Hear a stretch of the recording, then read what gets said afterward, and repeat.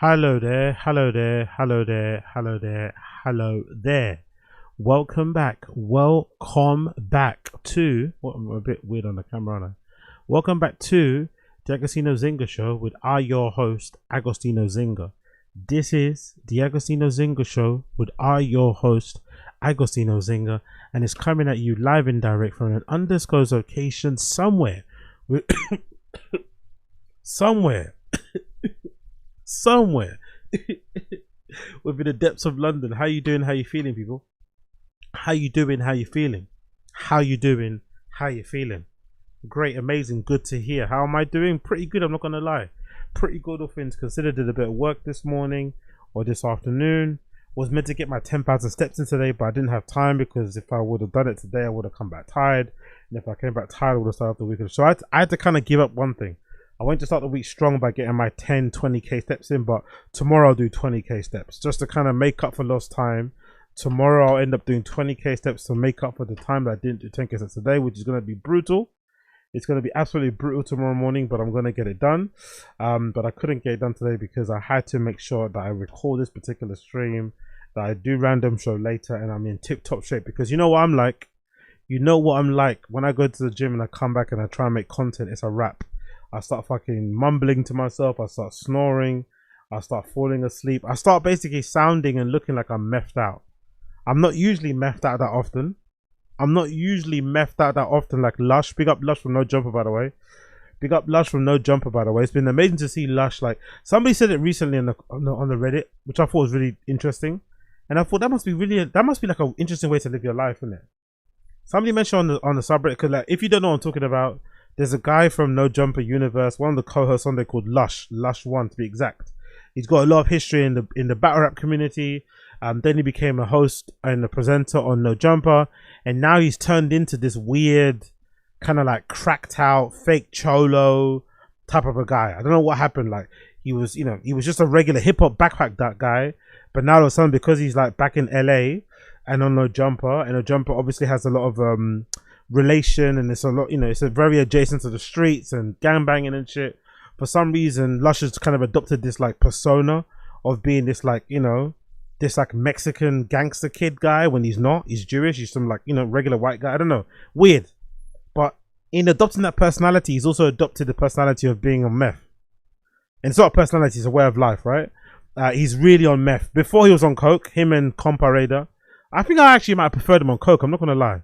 Thinking back, I think I actually preferred Lush when he was on coke and the buzzballs, but now he's just on straight meth. He's on straight meth. He's looking really. He looks like he's been up. Like I think meth gives you a weird look. Big up Lush, right? Meth gives you a really weird look. Meth both makes you look like you've been up for days, and it also makes you look like you need to sleep. Does that make any sense? Meth makes you look like you've been up for days, but it also makes you look like you need some sleep. It's one of the weirdest drugs because seeing Lush's face has been fucking wild. Anyway, long story less long. Somebody mentioned on the Reddit earlier, I'm going to try and get the video up actually so I can just show you. But somebody mentioned up on the Reddit earlier that, on the No Jumper Reddit, sorry, that Lush is an interesting case study because he's literally had no consequences to his actions since he was 17 years old. He's literally been living like a 17-year-old ever since he was 17. If that makes sense. He's in his like early 40s now. And I was like, that's really true because he's got a very rich family, right? Lush's family, I don't know what they do in terms of business, but they're very well off. I mention it all the time, but Lush's brother, Lush's like blood brother, is the CEO currently of Indeed.com. Yes, you heard that right. Lush's blood brother is like the CEO of Indeed.com. His family's got money. Every time he goes back home for Christmas or whatever, or Thanksgiving, and he because he loves recording content, he loves like showing everybody everything through his life. When he records a vlog when he goes back home, people are always shocked by how nice his parents' home is. His parents' home is so beautiful. Massive high ceilings, amazing big windows, everything's white. Like, you know what I mean? Couches look expensive. Like, when people have like white couches, usually if a family's got like furniture that's like ivory or white, they got money because that sort of furniture, it catches dirt really quickly. So someone spills a glass of wine on that, or if somebody spills a cup of coffee on that, you got to replace it. You can't even clean that shit. You have to just straight up replace it. So they've got all this nice white furniture, and then you're used to seeing Lush or No Jumper looking cracked out, looking kind of bummy. You know what I mean? And somebody mentioned, yeah, he just had no responsibility. And I was thinking to myself, I wonder how cool that life must be. I know it's not cool. But I wonder how cool that my life must be to be like a grown adult and to have like no responsibilities. Like legit.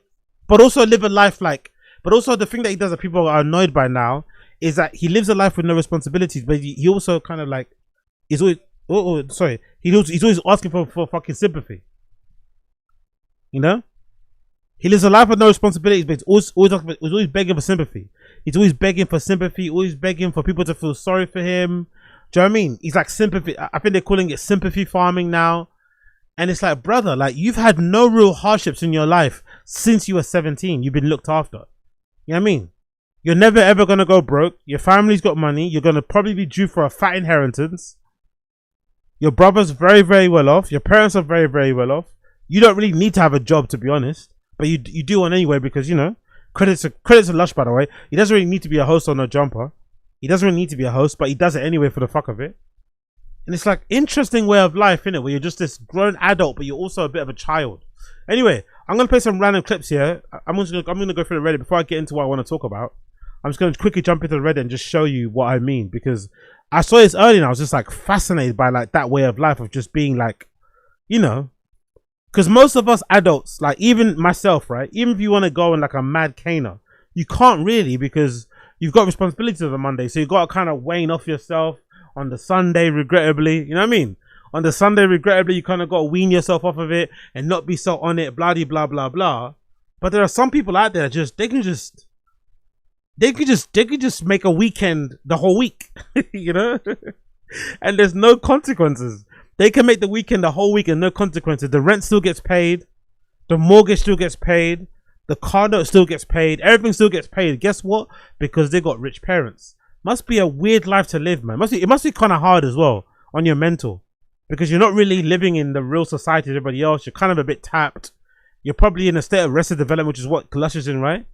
You're probably because Lush hangs out with kids that are like half his age, if I'm not mistaken.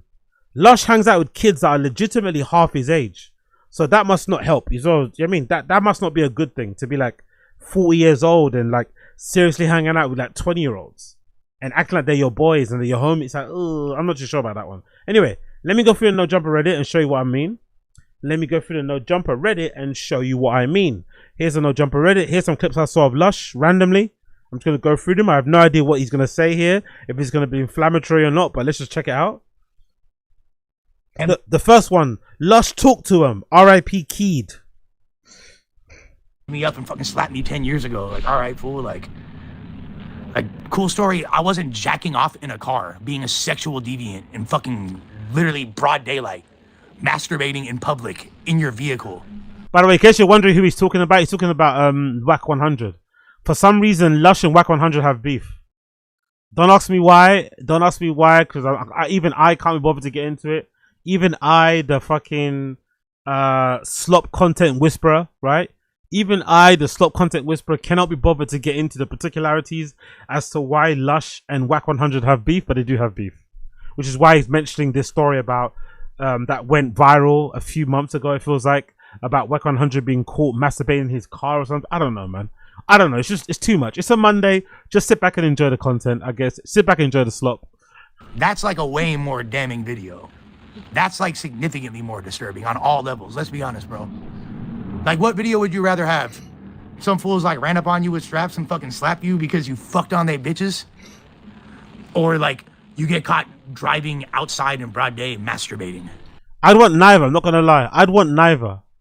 In this digital age, with the way digital footprints are, I would want neither. I would not even want a clip of me out there getting slapped or gumbucked because of a fucking girl, right? We all love females out here. We all love having SCX, right?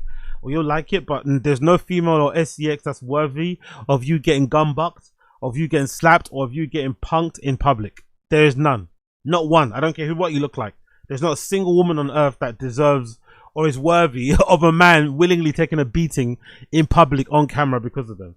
I also wouldn't want to be caught in a car masturbating because, you know, I wouldn't want to be caught doing that. In a car. What's worse? What's worse in any capacity, bro? They're both bad.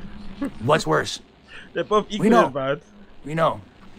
And just like to even bring up some shit like this or like, bro, like, I'm just trying to fucking get healthy, dog. Before that, by the way, yesterday when on my little like, oh, I'm going to rehab post, this fool want to hop in the comments and be like, oh, I hope you overdose and die. And he's responding to Bootleg Kev and Tam and Doughboy, and Jesse's like writing in the response. Like, bro, it's like, if I wasn't smarter, I would think you was smoked out. Because that's like a really smoked out thing to do. I don't know if that's as a result of you just being like old and senile, or thinking like, oh, nephew, what's cool nowadays? What are the kids gonna do? They're gonna think this is cool, nephew? Bro, like, just keep like ruining the fun, keep being annoying, keep like, all right, Wack, fucking cool guy, bro.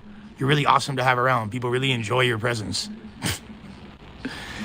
It's like, dude, like, I'm like probably one of the only people that actually be at No Jumper that still respected him and treat him a certain way and like show love to him. And then it's like, that's out the window. It doesn't make me really want to be on a good level or have a rapport with somebody that, for what, bro? Like, this shit didn't make him look cool. Didn't make him look cool at all. And it's like, all right, like nobody at No Jumper really like, whatever. I'm pretty much off that. That shit is weird, but all those guys in the video, they know, bro. Like, you want to keep doing weird shit, trying to get attention. It's not your first time. Like, it's all good, bro. It's all good. We can see the video of Lola sucking on my dick. I have another one of her masturbating, playing with her pussy. Jesus Christ. Jesus Christ, Lush. It's a Monday, bro. Chill. Lush standing on cousiness. He's in the comments looking crazy. What's another one here about Lush? Lush up all night with a homeless artist. This dude ain't going to rehab. Yeah, look at Lush in the studio. This is some proper high shit, man.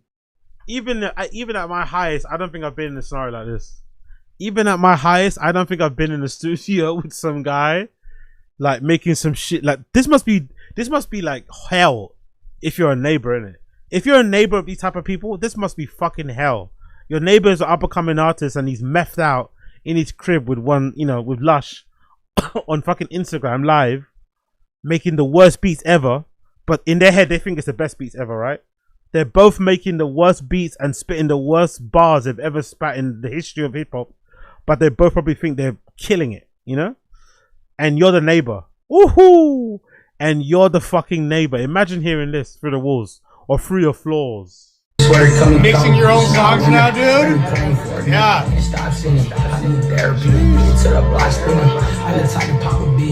Oh shit, ugly ass boy. Right here. And there's some guy cutting hair too, by the way. By the way, I'll do this, by the way. I'm not gonna lie. If I had some methed out homie, that cut hair, I'm going to him to cut hair. Because most likely he'll forget to take my money, right? Most likely he'll forget to take my money. He'll spend probably like 4 hours on it. I'd get probably the best lineup I've ever got, right?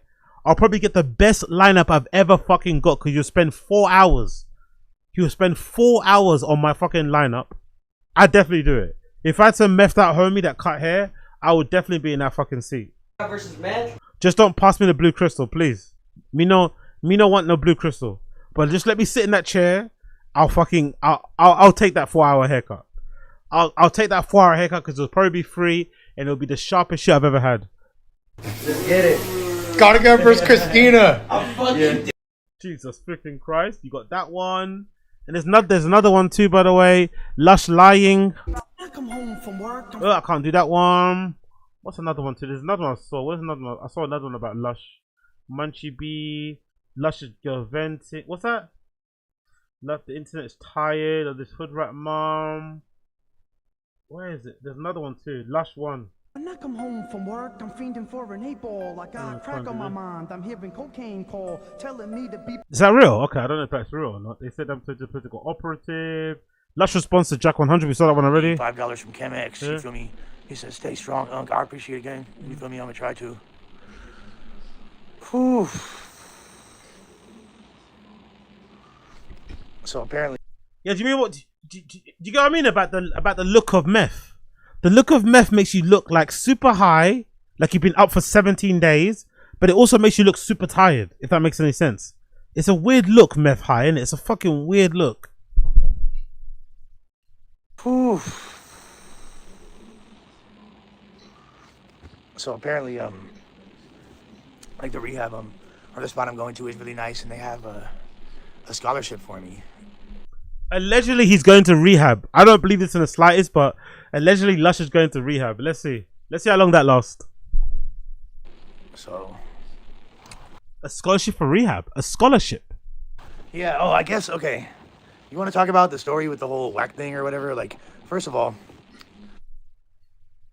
I don't know what fucking Wack's, bro. Like, the fact that I think it's really fucking. It's not like some bold strategic move because, like, first of all, you can't. There's nothing anyone could do to like destroy my reputation. Like, I don't give a fuck. My life is. I don't live in shame. I don't try to hide behind this super tough guy, cool image or whatever. Like, it is what it is. Like, you know, I show people my life, good, bad, and ugly. So, I'm trying to like get at me, especially like when I'm at a really weak time. Like, I'm literally about to go to the hospital and I'm like dealing with all this. Oh no.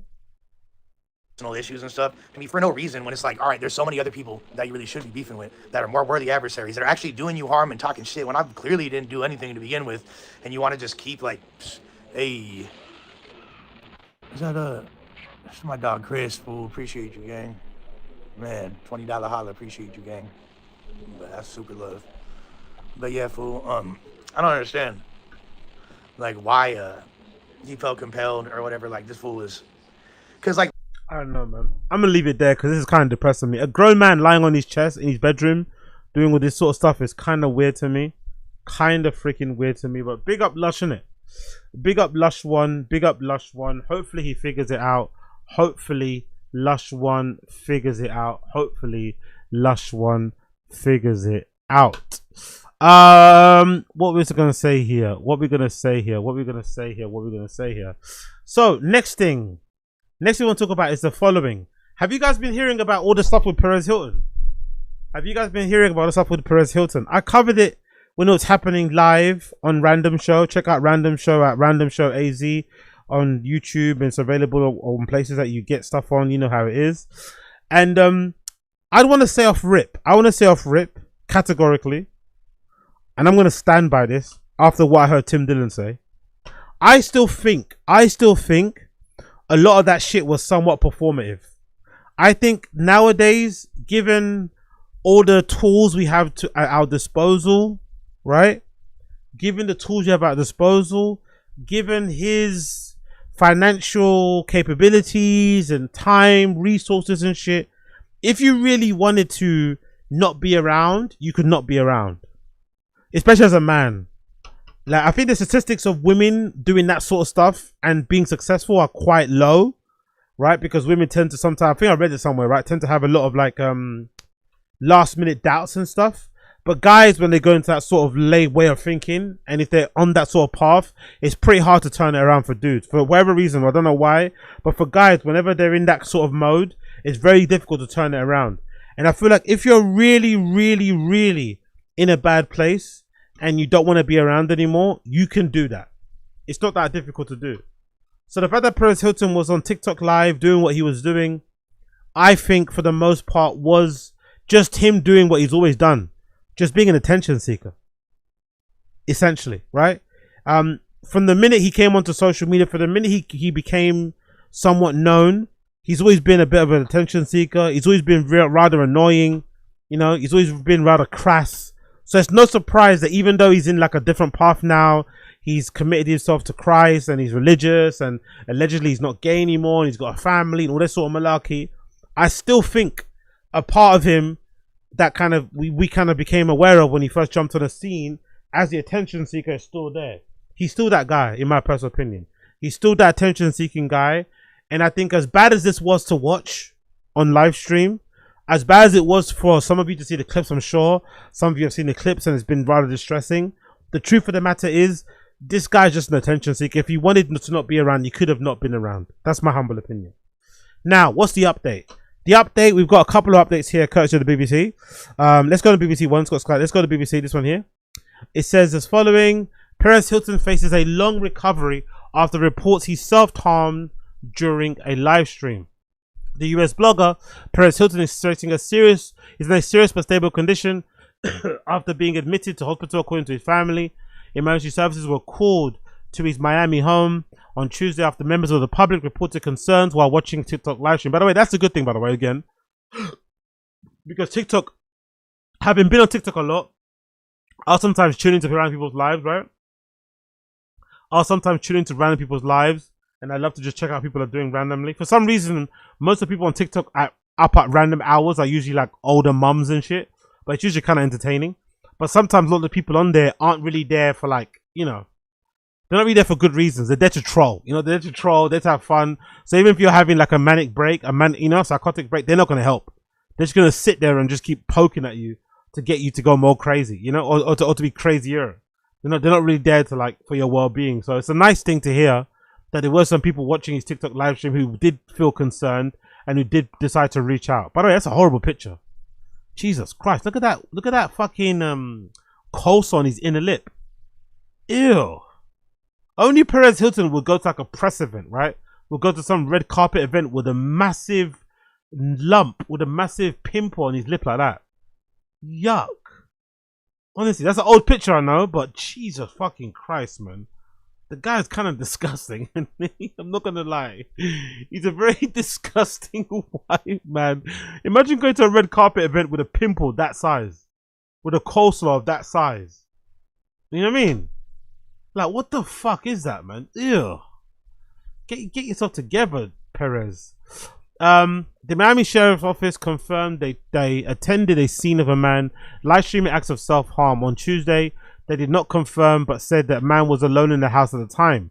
A statement released on the 38-year-old's website said he's experienced significant blood loss and his treatment and recovery will be a long process. The statement said Hilton had been held in hospital under Florida's Baker Act, which focuses on providing services to people experiencing mental health crisis. The father of three, whose real name is Mario Lavandera. Is it? I didn't know he's actually Hispanic. Really? Mario Lavandera. Where's he from? Is he like from Mexico or something? I didn't know. I thought he was just a regular white dude. I had no idea. He looks like the most regular looking Hispanic person I've ever seen in my life. His name is Mario Lavandera. Where's he from? Is he like Portuguese or something? Maybe? Huh. Expected to have a surgery in the coming days. A TikTok spokesperson said its automated moderation system flagged the live stream to accompany the US moderation team to review in minutes. A moderator error caused a delay in removal, TikTok said, but the company alerted law enforcement of the situation and closed several subsequent streams within 90 seconds. The pseudonym Perez Hilton references Perez Hilton, who was a high of fame, a celebrity gossip blog launched in 2005. The website was gone on to attract 8 million hits a day. At the time when the internet was still in its relative infancy, it was criticized for vicious commentary of stars including Miley Cyrus and Lady Gaga. In later years, Hilton admitted having regrets about being mean or cruel. He also appeared in reality TV shows, Big Brother and Celebrity Superstar. By the way, I mentioned this earlier in my other stream on Random Show, but I did say that at his peak, right? At his peak,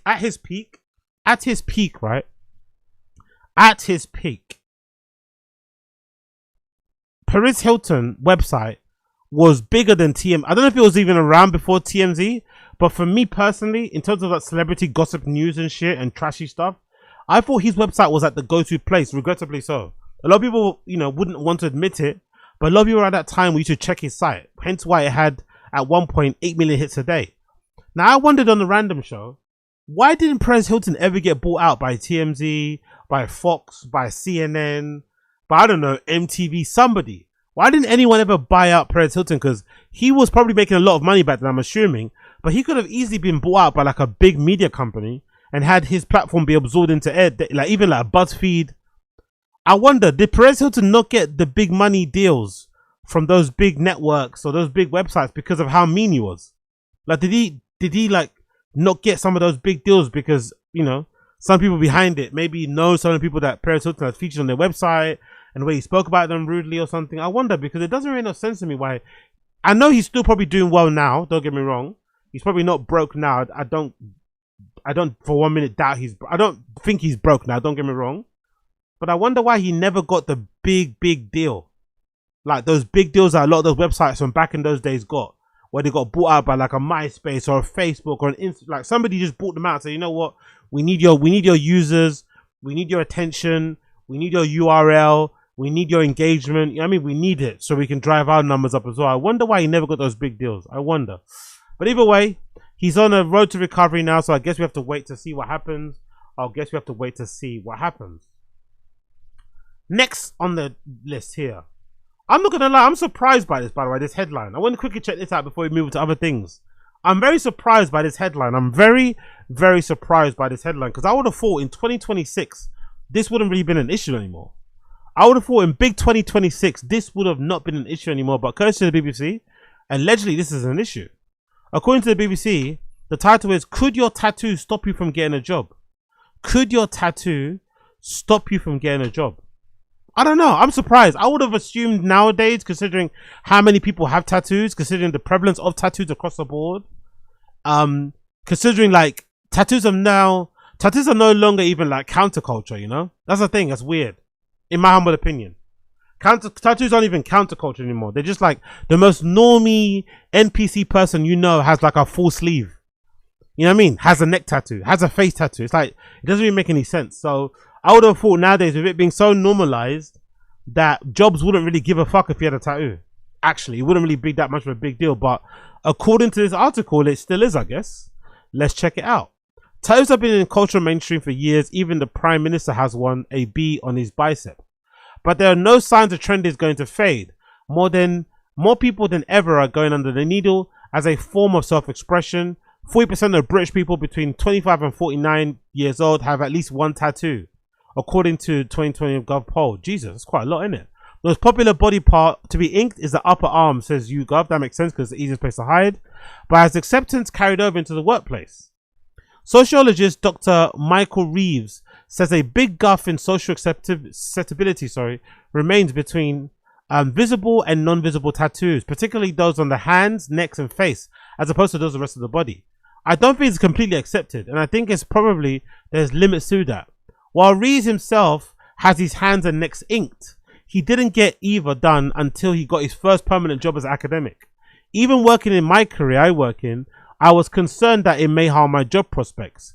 I think people getting tattooed in those areas are potentially restricting their careers that they go into. This is borne out from the 2022 Gov research, which found that while about 2/3 of people consider visible tattoos of face and neck unprofessional, a similar proportion would ever think tattoos are more professional. You know what I've always thought about this debate? I've always thought it's a real shame for employers because you're losing out or missing out potentially on some good candidates, some good employees, simply because they might have a neck tattoo. Simply, it's like, it doesn't make any, it's a bit dumb, even in the corporate world. If you're concerned about somebody having a neck tattoo, just make sure that they don't, I don't know, have meetings with clients. I don't know if that's legal, don't get me wrong. I don't know if it's legal to have in your contract because you have tattoos you can't meet clients, but surely there's ways around it. Like, why would you risk losing out on a potential great hire simply because they've got a tattoo of a paper plane on their hand or something? Do you know what I mean? It's like, it makes no sense to me personally, but and also I don't really see what that says about you as a person, you know? Because especially in the English or UK workforce, the amount of people at work who are getting fucking high and drunk and shit, the amount of people at work who are abusing the company card, abusing the Addison Lee account, you know, like the amount of people that abuse that on a weekly, everyday basis, but then they have an issue with somebody getting some ink on their body is like, come on, man. The amount of people at work who are just coasting. Do you know people at work who are just coasting? They're just coasting by, doing the bare minimum. They passed probation, so they are basically untouchable, unless they do some like, what's that word called? Unless they do some, what's that word in work? Is it a foul thing? What's it called? Gross misconduct, right? Unless they do something that's like worthy of gross misconduct, they are untouchable. But then you have a problem with fucking tattoos. Come on.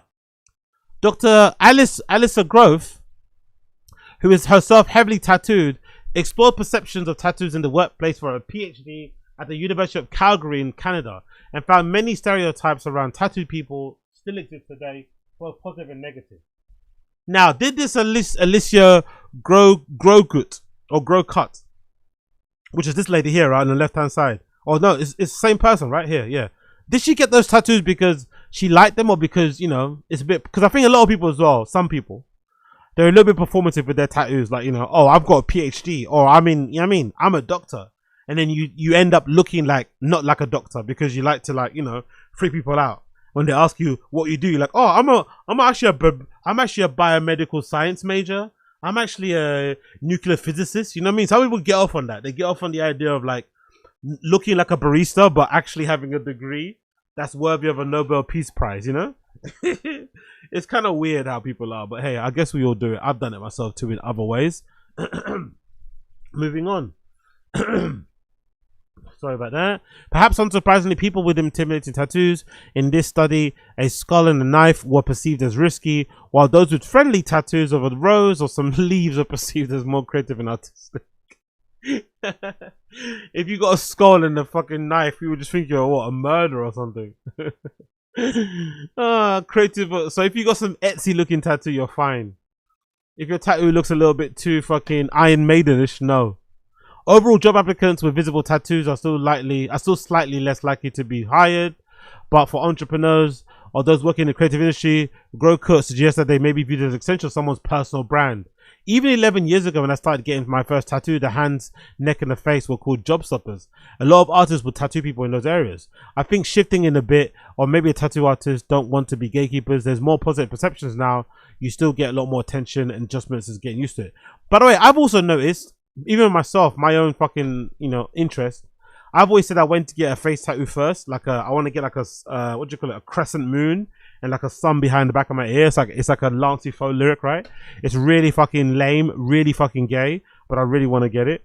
And I also want to get some hand tattoos, maybe in the future, who knows? I probably won't get them now because I'm not can't be bothered, I'm fucking lazy. But that says a lot about where tattoo culture has come. That someone like me that has absolutely zero tattoos, who knows the bare minimum about tattoo culture and whatever else it may be, the first thing I want to do is get my face and hands tattooed. But there are a lot of tattoo artists out there nowadays who will do it for you gladly. In the past, that wasn't the case. In the past, tattoo artists would definitely refrain from willingly tattooing you in the face or the hands if that was your first tattoo. They're like, nah, you know what I mean? You're not serious. You're going to regret this and you're going to blame me. Fuck that shit. You know what I mean? Come back when you, I mean, like you'd have to convince them over time to get it to do it for you. But nowadays, everyone's doing it. Nowadays, like, again, like the most normie person you know, the person with the most normie job, the most NPC person, the most milquetoast person you've ever known in your life has a neck or a hand tattoo. Crazy, isn't it? Tattoo artist Martha Smith thinks a stigma has changed massively, with tattoos no longer seen associated with criminality or class discrimination. A new trend are emerging too. Smith, who's based in Broadstairs in Kent, specializes in fine line and dot tattoos. The hashtag fine line tattoos has racked up to 10.3 million searches on Instagram, while dot work tattoos boast 4.8 million. Probably until the early noughties, there was a very specific person who thought that they could get tattooed. But in 13 years I've been tattooing, clients have certainly become more diverse. Smith says, adding that she quite often tattoos NHS workers, social workers or teachers. Okay, interesting. Interesting. Catherine Hibbert, 44, waited almost 20 years to get her first tattoo. She now plans to get one every year of her 40s. Fair play, Catherine. Fair fucking play. Every year. Fair play. I was a bit nervous when I first got my first one. I was a bit scared, a bit painful. It was making me a wrong decision. But as soon as tattoo template went on, she instantly loved it. I guess it's an adrenaline rush, but I'm on a high for days after this. Her forearm tattoo comprises of geometric shapes, symbolize different members and aspects of her family. They've all got a meaning, and I like the fact that I can design it myself, who works in an art gallery. Yeah, it's a very art gallery-esque tattoo anyway, to be completely fair. Smith's tattooists themselves now come as much more broader artistic backgrounds. You know how often I go to a tattooist because of their artwork? That massively opens up the kinds of person who they be. Everybody loves my arm tattoo. I think it's because it's quite unusual from what a lot of people expect a tattoo to look like. This is very delicate. Okay, fair play. Fair play. I guess you gotta be, I guess if you're like if you have a LinkedIn job, if you have like a LinkedIn white collar job, you probably gotta be careful when it comes to tattoos, or at the very least, don't be that person that brags about your tattoos at work. You know what I mean? Keep it to yourself, keep it quiet.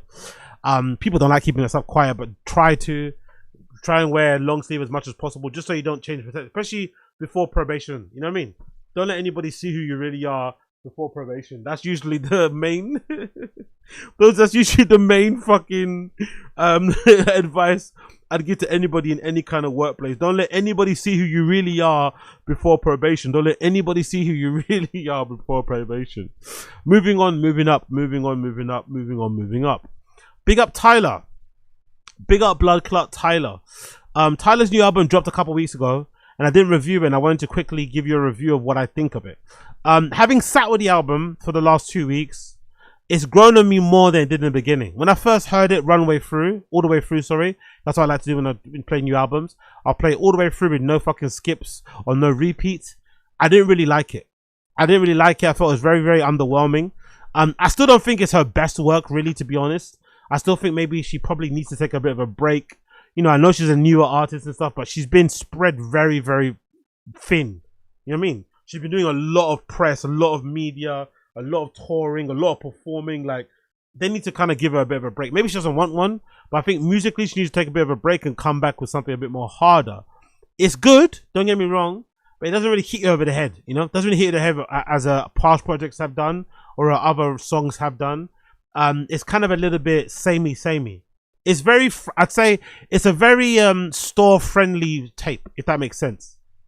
You can play this on, like, if you worked at Urban Outfitters, if you worked at H&M, if you worked at Uniqlo, if you worked even at JD Sports and they had this playing on in the background from start to end, I don't think your manager's going to want to change it, you know?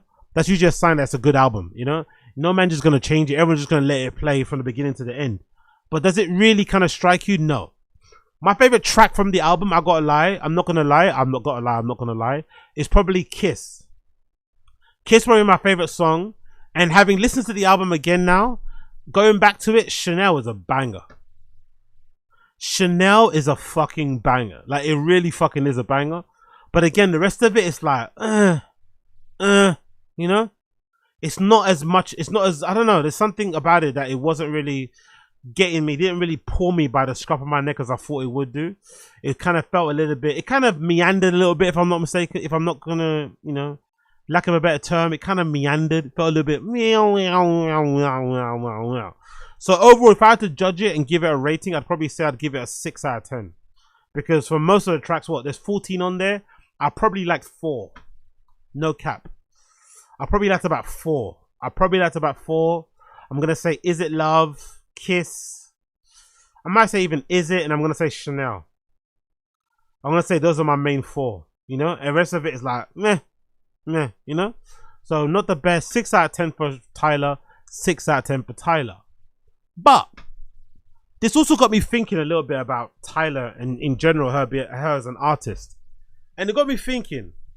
I wonder if some of my criticism or some of my doubts or some of my iffy feelings about Tyla have something to do with her personality. And I'm not talking about what she does about when it comes to colorism or when it comes to how she identifies, because I don't give a fuck about that sort of shit. I just think it comes when it comes to her personality regarding guys and shit, you know? When it on stream, especially the stuff with Kai Cenat. I know maybe it's a bit of a troll, maybe it's not that serious, not that deep. But she linked up with Kai Cenat again, right, to promote her album, because obviously they had such a viral moment the first time they got together with, Tyla famously saying to Kai Cenat, but we friends though, right? Friend zoning him in the most public 4K way ever. That was really fun and whatever else may be. But the second time around, I don't know if Kai Cenat was trying to ramp it up a bit more for the cameras, just to be a little bit trolly.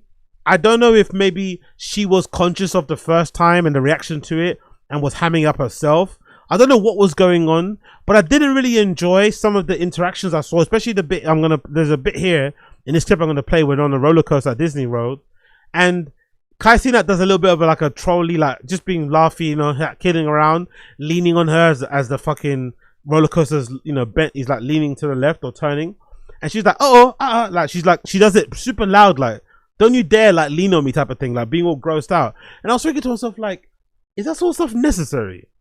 And is that sort of stuff like hindering maybe the way that she's received by people in public? Because obviously the girls and the gays love Tyla, right? But I wonder if maybe another portion of the audience that probably doesn't get addressed enough, because, you know, she's more for the gays than the girls, you'd assume. She doesn't necessarily, I don't think, or maybe her music videos and where she carries, but in terms of content, in terms of media, she definitely focuses her energy more on the girls and the gays. She doesn't really talk to the straight guys who might think she's hot, right? Which I think is probably sensible, because you don't want to get too many creeps in your DMs. But I also think is maybe some of her like unapproachability, her stushness, her baddie behavior type of thing, the way she kind of like, you know, the way she kind of like always makes it clear to Kai Cenat that he's got no chance. I wonder if that sometimes will affect the way that guys see her, and will maybe think she's too stuck up. and what want to support her music because they feel as if like she's like unapproachable, ungettable. Because obviously she is ungettable. Don't get me wrong, but it's just maybe you have to allow the illusion that guy, like, because I think she's like the opposite of Sydney Sweeney. I don't think you ever see a clip of Sydney Sweeney like, you know, being like doing all that to some guy. You know what I mean? Like she's gonna like do the whole flirting thing and looking in your eyes and giggling a lot. You obviously have got no chance with Sydney Sweeney, but she's gonna play into it. Do you know what I mean? Because she knows where her bread is buttered. She knows the guys are like looking at her tits are most likely gonna be straight guys. Second, probably are gonna be gay guys because they also love tits as well. But for the most part, she knows her bread is buttered by straight dudes. So I wonder with Tyla, maybe because she's got such a big audience when it comes to the gays and the girls, she doesn't need to care about it. But I'm also wondering, does that affect how people see her music? Or am I just waffling? I don't know. Let's play the clip. Oh. Okay. Okay, it's not that bad. No.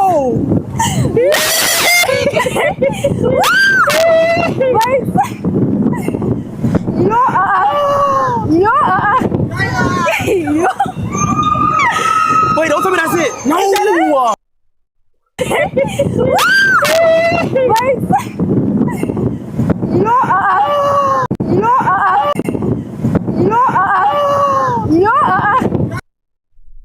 No, at the slowest touch, at the softest touch of the shoulder. No, like that wasn't even like, I don't know, that wasn't like, is that really deserving of like a no, like, don't get me wrong, he's being a bit corny, right? Like he's leaning his head back a bit. It's a little bit much too, don't get me wrong. But was that really worthy of like a no, Look the way she looked down in disgust, like, get away from me. Like, we get it, you don't like him, we get it, you don't fancy him, we get it, but Jesus Christ, Tyla. Jesus fucking Christ, man. Like, I don't know, I wonder if this like hurts her in terms of the eyes of like the straight guys, of like the straggers out there like me. Does it harm her in terms of audience with the straggers like me, that she seems to be so like stush and so like, I don't know, like, girl, relax, it's just a stream, it's just a fucking like, it's not that deep. Like, you could play into it on stream, and if he wants to DM you later, you could just air him anyway. You know what I mean? You still won. You still got what you needed at the fucking stream, but she makes it so clear on stream. Like, again, maybe it's because she's got a boyfriend too. Who knows? Maybe because Tyla's very private when it comes to her private life. Maybe she's actually got a boyfriend back home, and she's not trying to, you know, do all that. But god damn it, girl, man. Like, really? Is it really deserving of that? Really?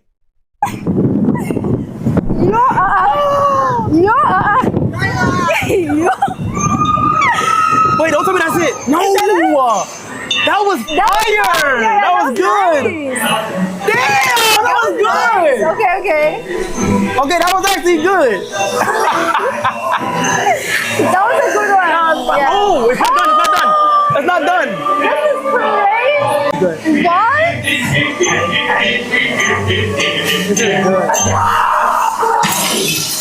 What? You wanted to try turn on your phone for this one?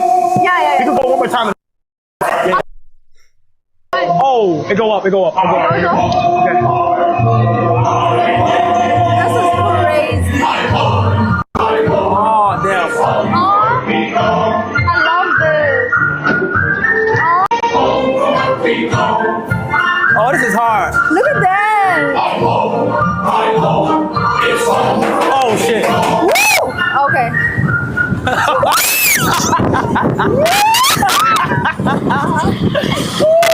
Every time his shoulder slightly touches her, she literally bounces off of him like a magnet. Every time they slightly, but every time he like slightly touches her, like with his shoulder or with his arm, she literally she gets repulsed. Like, god damn it, girl, like, relax, man. Honestly, relax. Is it really that deep? Like, fucking hell. Every time there's a slight bit of contact, they're literally like in a tiny little log cabin ride thing, right? There's literally no space between them. Literally, she's tiny anyway, don't get me wrong. Kai Cenat's got a bit buff now because he's been in the gym, but he's also a small guy. There's not a lot of room there. Bro. Like, there's gonna be times when you're gonna inadvertently touch. It's not that deep. Like, Tyla. Like, always with the ew. Like, we get it. You're hot. We get it. No one can touch you. We get it. You only want elite people. We get it. Cool. You don't like the guy, but fuck, for the content, just I don't know, just chill in it. Just chill, have a good time. You know what I mean? I don't know. Maybe that might help with some of the guys out there thinking, all right, cool. You know, I like her more now because she seems cool. I don't know. She doesn't seem, she's definitely not one of the guys. That's for sure, right? She's definitely in her real time anyway. To be fair to her, in her real life, how often does she hang around with straight dudes anyway? That aren't her love interests. Probably not a lot. You know, a girl like Tyla probably doesn't have a lot of like straight male friends. Let's be real. So maybe that's a reason why she's kind of got a bit of a guard up. I'm not too sure, but I just don't know if this helps her brand, because guys have to sometimes feel a little bit like, I don't know, man. Like, I saw a clip earlier today. Like, a good example is this, right? I saw a clip earlier of ASAP Rocky and Rihanna out somewhere, right? There's a clip of ASAP Rocky and Rihanna out somewhere. And this guy wants a picture with Rihanna. And Rocky's like, yeah, don't worry, I'll take it for you. The guy stands next to Rihanna and he's like, oh my God, I'm so happy I'm your fan. Da, da, da. And he says to Rihanna, wow, you're so beautiful in real life. Oh my God, you're way more beautiful in real life. Oh my God, like, you know, it's as a compliment. And Rocky, being funny and also, you know, being serious, but being funny, says to him, hey, chill out with the compliments. Chill out with the compliments. And Rihanna starts blushing and laughing, right? And again, she was blushing and laughing when the guy said, you look good. But she never like strong-armed him or told him to chill out or like cussed him out. Bro, he just said you look like, it's just a minor like, it's not that big of a deal. Like, but that kind of plays into the whole thing of like why a lot of guys love Rihanna, even to this day, even the fact that she's with Rocky, because she's just chill, you know? Doesn't take it too that. But with Tyla, it's like, I don't know, man. Like, I don't know. It's a bit much. It's a bit much. This girl's like, it's a bit much. It's a bit. But it also makes me think, maybe we're so used to having like media friendly baddies. Maybe this is what I think as well in my head. We're so used to having like media friendly baddies that we haven't really experienced what a real baddie is like. And real baddies are like this. Real baddies have like a real attitude, you know, real attitude. They really think they're the shit. They really don't give any Tom, Dick and Harry a chance. You know what I mean? They're really after like a certain caliber, a certain level of guy. You know what I mean? That kind of thing. Those like real like, Jamie, they'll remind the guy where you sit on the totem pole of like hotness or whatever. Do you know what I mean? They'll remind you of where you sit or your level. They're not really interested in money. Do you know what I mean? Because Kai Cenat is fucking rich as fuck, right? Kai Cenat is like very, very, very, very well off. And she doesn't give a single fuck. You know? She's like, I'm not interested at all. She's like, I'm not interested at all. So maybe there's something in it. Maybe there's something in it. Maybe there's something in it.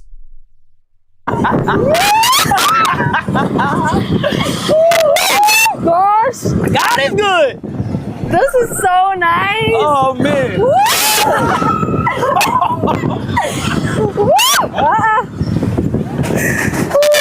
Again with a again.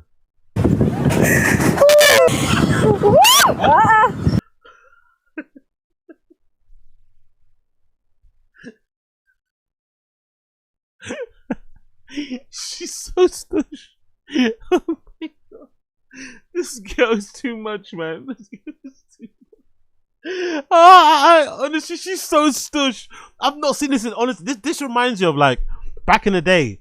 Like, I don't know, if you weren't around them times, you wouldn't know, but now growing older, it's mad, because back in the day, right? Back in the day, when I was in school, this is how mixed girls used to be. Like, there was a period in our lives, us, like, my generation growing up, like, we were bad, man, when it comes to we were bad when it comes to gassing up girls. When it comes to the charisma, we were really bad. Because my generation of guys in school, we would gas up and put on a pedestal light skin and mixed girls super hard. Way more than other girls. We would put them up on the pedestal way super high. And they had such attitude. They were so stush. They were so feisty, as we used to say back in London. They were so feisty, so stush, so stuck up. It was crazy. The way they would go above and beyond to like sun you. Like you try and holler, they'd go above and beyond to embarrass you. They'd go above and beyond to say the most hurtful thing. Like I remember once trying to approach some light-skinned girl. Around that time, right? I remember one trying to approach some light-skinned girl, some like hot girl in that area, like trying to like, you know, holler and shit. And she was like, like loudly, man, loudly, right? And then I think I followed it up with like So what? Are you not trying to get drawn? Like, well, like you know, in like a reply, trying to stand up for myself and not act like angry or bitter, which I was.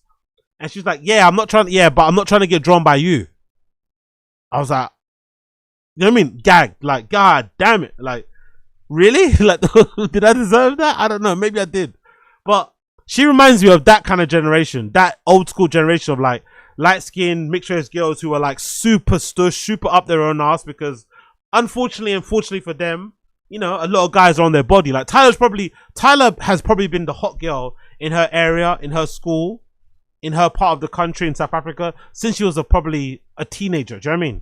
Yeah, she's been getting like, do you know what I mean? She's been getting attention from guys from day dot. It's never been a struggle for her. So, you know, there's a lot of gas. She's been gassed a lot. So I get it. I understand, but like I think the hurts more in the African accent. I'm not gonna lie. I think saying hurts more in the African accent. I swear to God, even the look down. It's so filled with attitude.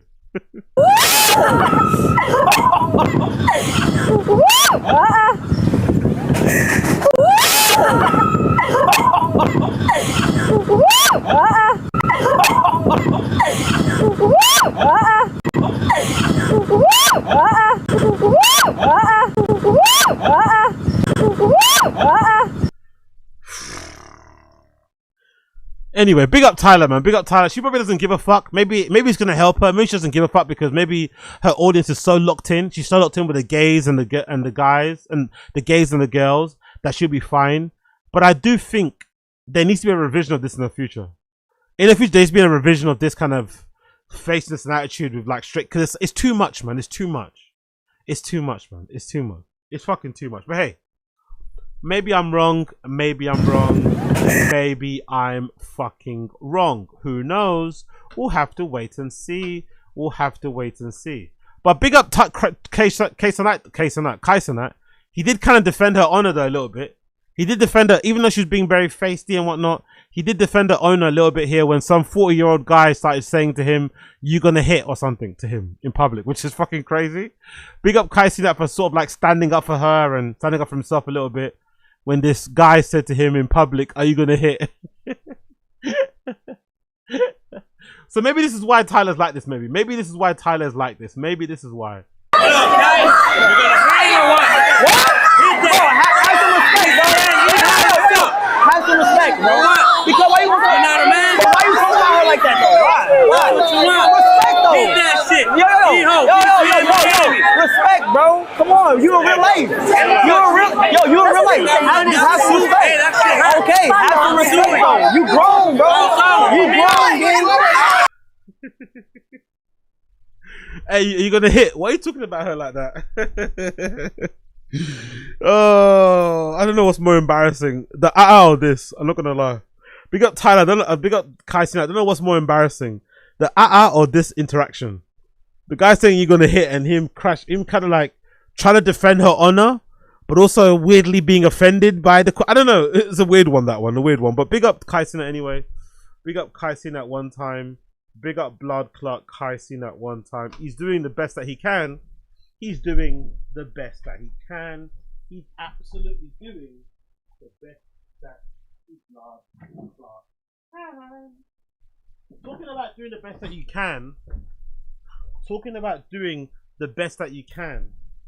Big up Saeed, man. Big up Saeed TV. Big up Blood Clot Saeed TV. Saeed TV announced on X. He announced it all over his YouTube comment section. His YouTube community page. He also announced it in other places too, I'm sure. Saeed is married. Saeed, yeah, you heard that right. Saeed TV is married. Saeed got married. Saeed got married before all of us, brother. Guess that. Saeed TV somehow managed to get married in secret, very, very quietly, before all of us. That's wild. Big up Saeed TV, retired from the streets, posting the iconic picture, the iconic Xabi Alonso. That might be the best retirement picture of all time. Not gonna lie, the Coupe Mondial, Adidas boots and shit. That might be the best retirement picture I've ever seen in my life of a footballer. And I love that it gets used all the time by guys when they're off the streets, right? When a guy gets married or when a guy gets engaged or if a guy's got a girlfriend, they always post on X as like, yeah, I'm off the streets now, right? So big up Saeed. It says, married man, praise be to God. Thanks for all the kind world people. I see you. Saeed says, married man, praise be to God. Saeed somehow managed to get married before all of us. Absolutely wild, bro. Big up fucking Saeed. As we go through his social account, I think there's a clip here somewhere. Let me see if I can find it. Of where is it? It's somewhere here where Saeed spoke about something, where someone posted a picture actually of Saeed at his wedding, but it's not actually a picture of him at his wedding. It's just him by himself, really. There's not really. Oh, that might explain why he was training actually. That might explain why he was training. Oh, that might explain why he was training. He went to look good for his wedding, probably, innit? That might explain why he was randomly started to train. Big up Saeed. You're moving to the next. Yeah, that might have explained why he was randomly training and trying to get himself fit. Fair play, man. Big up Saeed. Big up Saeed trying to get himself fit and shit. Good to see. And then I think someone posted a picture somewhere here of him where he was speaking a little bit about it. Let me see if I can find it here. Bear with me a second. Where is it? Something, I think it was no contact. Yeah, there we go, here. Big up Saeed, man. Look at that. Saeed got married. No picture of the wife, by the way. I'm not sure if that's like a Muslim thing. Maybe it's a Muslim thing. I'm not sure. Maybe it's a country thing. We don't have a picture of the wife. No details about the wife at all. We also, I didn't even know he was in a relationship. I'm not gonna lie. I didn't even know he had a girlfriend or anything.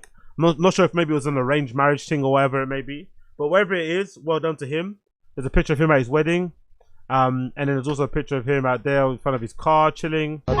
Him with his boys. Great to see, man. So big up Saeed, man. Big up Blood Clot Saeed. Out here getting married and shit. I don't know. But I'm not gonna lie. I'm kind of for this. As a guy, I'm kind of for this. I'm kind of for the quietly getting married and just popping out and saying, yeah, I'm off the streets. I think we should leave all the theatrics, all the fucking dancing, all the fucking roses and the balloons for the ladies. Leave that for the ladies, man. Leave that for the ladies. As man them, post 1-2 pics of you and your best man. You know what I mean? You and your fucking groomsmen and shit at your wedding. You know what I mean? 1-2 pictures of that. Maybe a picture of you and your wife's hands with the rings on it and shit. And keep it pushing. No need for all the other nonsense. You know what I mean? Let her do the whole like rollout for the week. You know what I mean? Let her do all that shit. It'll pop up on your IG anyway, right? She'll tag you in it anyway. So it'll pop up in your IG because you're tagged. But you don't need to do the whole like rollout. Just keep it calm. Keep it fucking calm. And just roll and do your thing. You know what I mean? That's great. Great to see Saeed getting married. Big up Saeed. He's off the streets. I feel like everyone's getting married now. I feel like everyone's either getting married or having babies. I feel like nowadays everyone's either getting married or they're having fucking babies. And I'm nowhere close to either. Obviously, I can see myself having babies first before I get married. Because obviously, physiologically having babies is easier than getting married. But it's crazy how many people that I know are getting fucking married and getting fucking wifeyed up, husband up and shit. Some people don't deserve to get wifey, I'm not gonna lie. There are some of you motherfuckers that don't deserve to be wifeys, right? There are some of you motherfuckers that don't deserve to be wifeys. And there's some of you guys out there that are gonna be horrible husbands. I just know it. I can just look at your face, the way you brush your teeth, the way you're fucking wearing your hats and shit. I can just tell you guys are gonna be horrible husbands. But again, it's none of my business. It's none of my business. It's none of my business. Anyway, long story less long. Long story less long. I want to quickly talk about as well this new hat that I got, courtesy of John Geiger. Big up Blood Clot John Geiger. I posted about it on my YouTube shorts. Maybe I'll play on my YouTube shorts actually, but I'll just show you what I've got now. I got this box here, courtesy of John Geiger, of his Misplaced series hat. It came in this really great box like this, right? As you can see there. It's a Misplaced series hat 2.0. Misplaced. Basically, the Misplaced series was John Geiger's thing that he did where, if you remember, when he first came onto the scene, the thing that he was made famous for was that he kind of customized these Nike Air Force One highs with loads of different swooshes made out of different materials. Very luxurious materials. I think it was an all-white Air Force One. He also made in all-black highs. He also did them in a pair of lows as well. And they were very popular at a particular time in, you know, in streetwear and shit.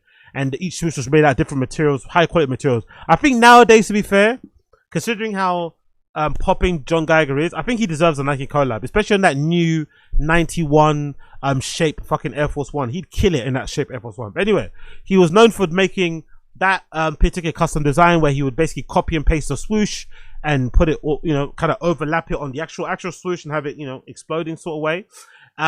So then he took that design philosophy, design principle, and applied it to other things such as hats and stuff. And this particular hat, he's taken a regular MLB team hat and essentially taken the logo and copy and paste it 3 times. So you got the logo in the middle, a logo to the left, a logo to the right. So it creates this really nice kind of like, you know, different design where you know this iconic logo of a particular MLB team or whatever else it may be, and it's obviously copied and pasted 3 times. So I got one which is, I think my one might be, is it the Atlanta Braves? I don't know. Again, I'm not familiar with fucking teams, but I think I got the Atlanta Braves. Big up John Geiger for sending this to me. I think I got the Atlanta Braves. Not too sure if it is, but I got one that says A because I wanted it obviously because of my name and I'm really lame. So I wanted the one that says A, and the one that says A, I got this one. That's the one that I got. I think it's the Atlanta Braves. I think it's the Atlanta Braves. I think so. Don't lie. Don't hurt me if it isn't. But I think it's the Atlanta Braves. As you can see there. Look at the embroidery on the front. It looks so beautiful. As I mentioned in my shorts as well. I'll show you the video in color in a minute on my shorts. But this is what it looks like. I like how the logo in the middle is more 3D embroidered, right? Regular. And then the logos to the left and the right are a little bit flatter. You know, I love how they did that. That's really clever. Because I think if all 3 would have been more 3D looking, it would have made it would have made it stick out too much. Almost like it was like kind of like not stitched on properly. Do you know what I mean? It would have popped out too much. I kind of like how even from the side you can kind of see it as well a little bit. How the logo in the middle kind of pops out more. On the side here, you got the Misplaced series badge or embroidery here, all done in really great embroidery too, by the way. A big badge there that kind of looks similar to like a World Series badge that you'd get. You've also got the regular New Era logo on the other side, and then you've also got the MLB Major League Baseball logo there, and then on the under brim you got the hologram, and you've also got the New Era hat there too. I'm not too sure what my size is. I got it in a 7'3". Oh, I got it in a 7'3". Really, 7'3". Oh, I should have got the 7'5'8". So it's probably gonna be too small. Oh, it's gonna be too small, innit? I wanted an 8. It's too small. I realized it's too small. I need like a 7'5'8". Hold on, let me see New Era sizes. I just realized it was too small. Hold on, New Era hat size. Oh, yeah, I'm gonna have to ask him. I don't really want to, but oh fuck, it's too. I really want to wear this too. By the way, fuck, I think this might be too small. Cause I remember when I used to wear New Eras, I used to wear 7'5'8", right?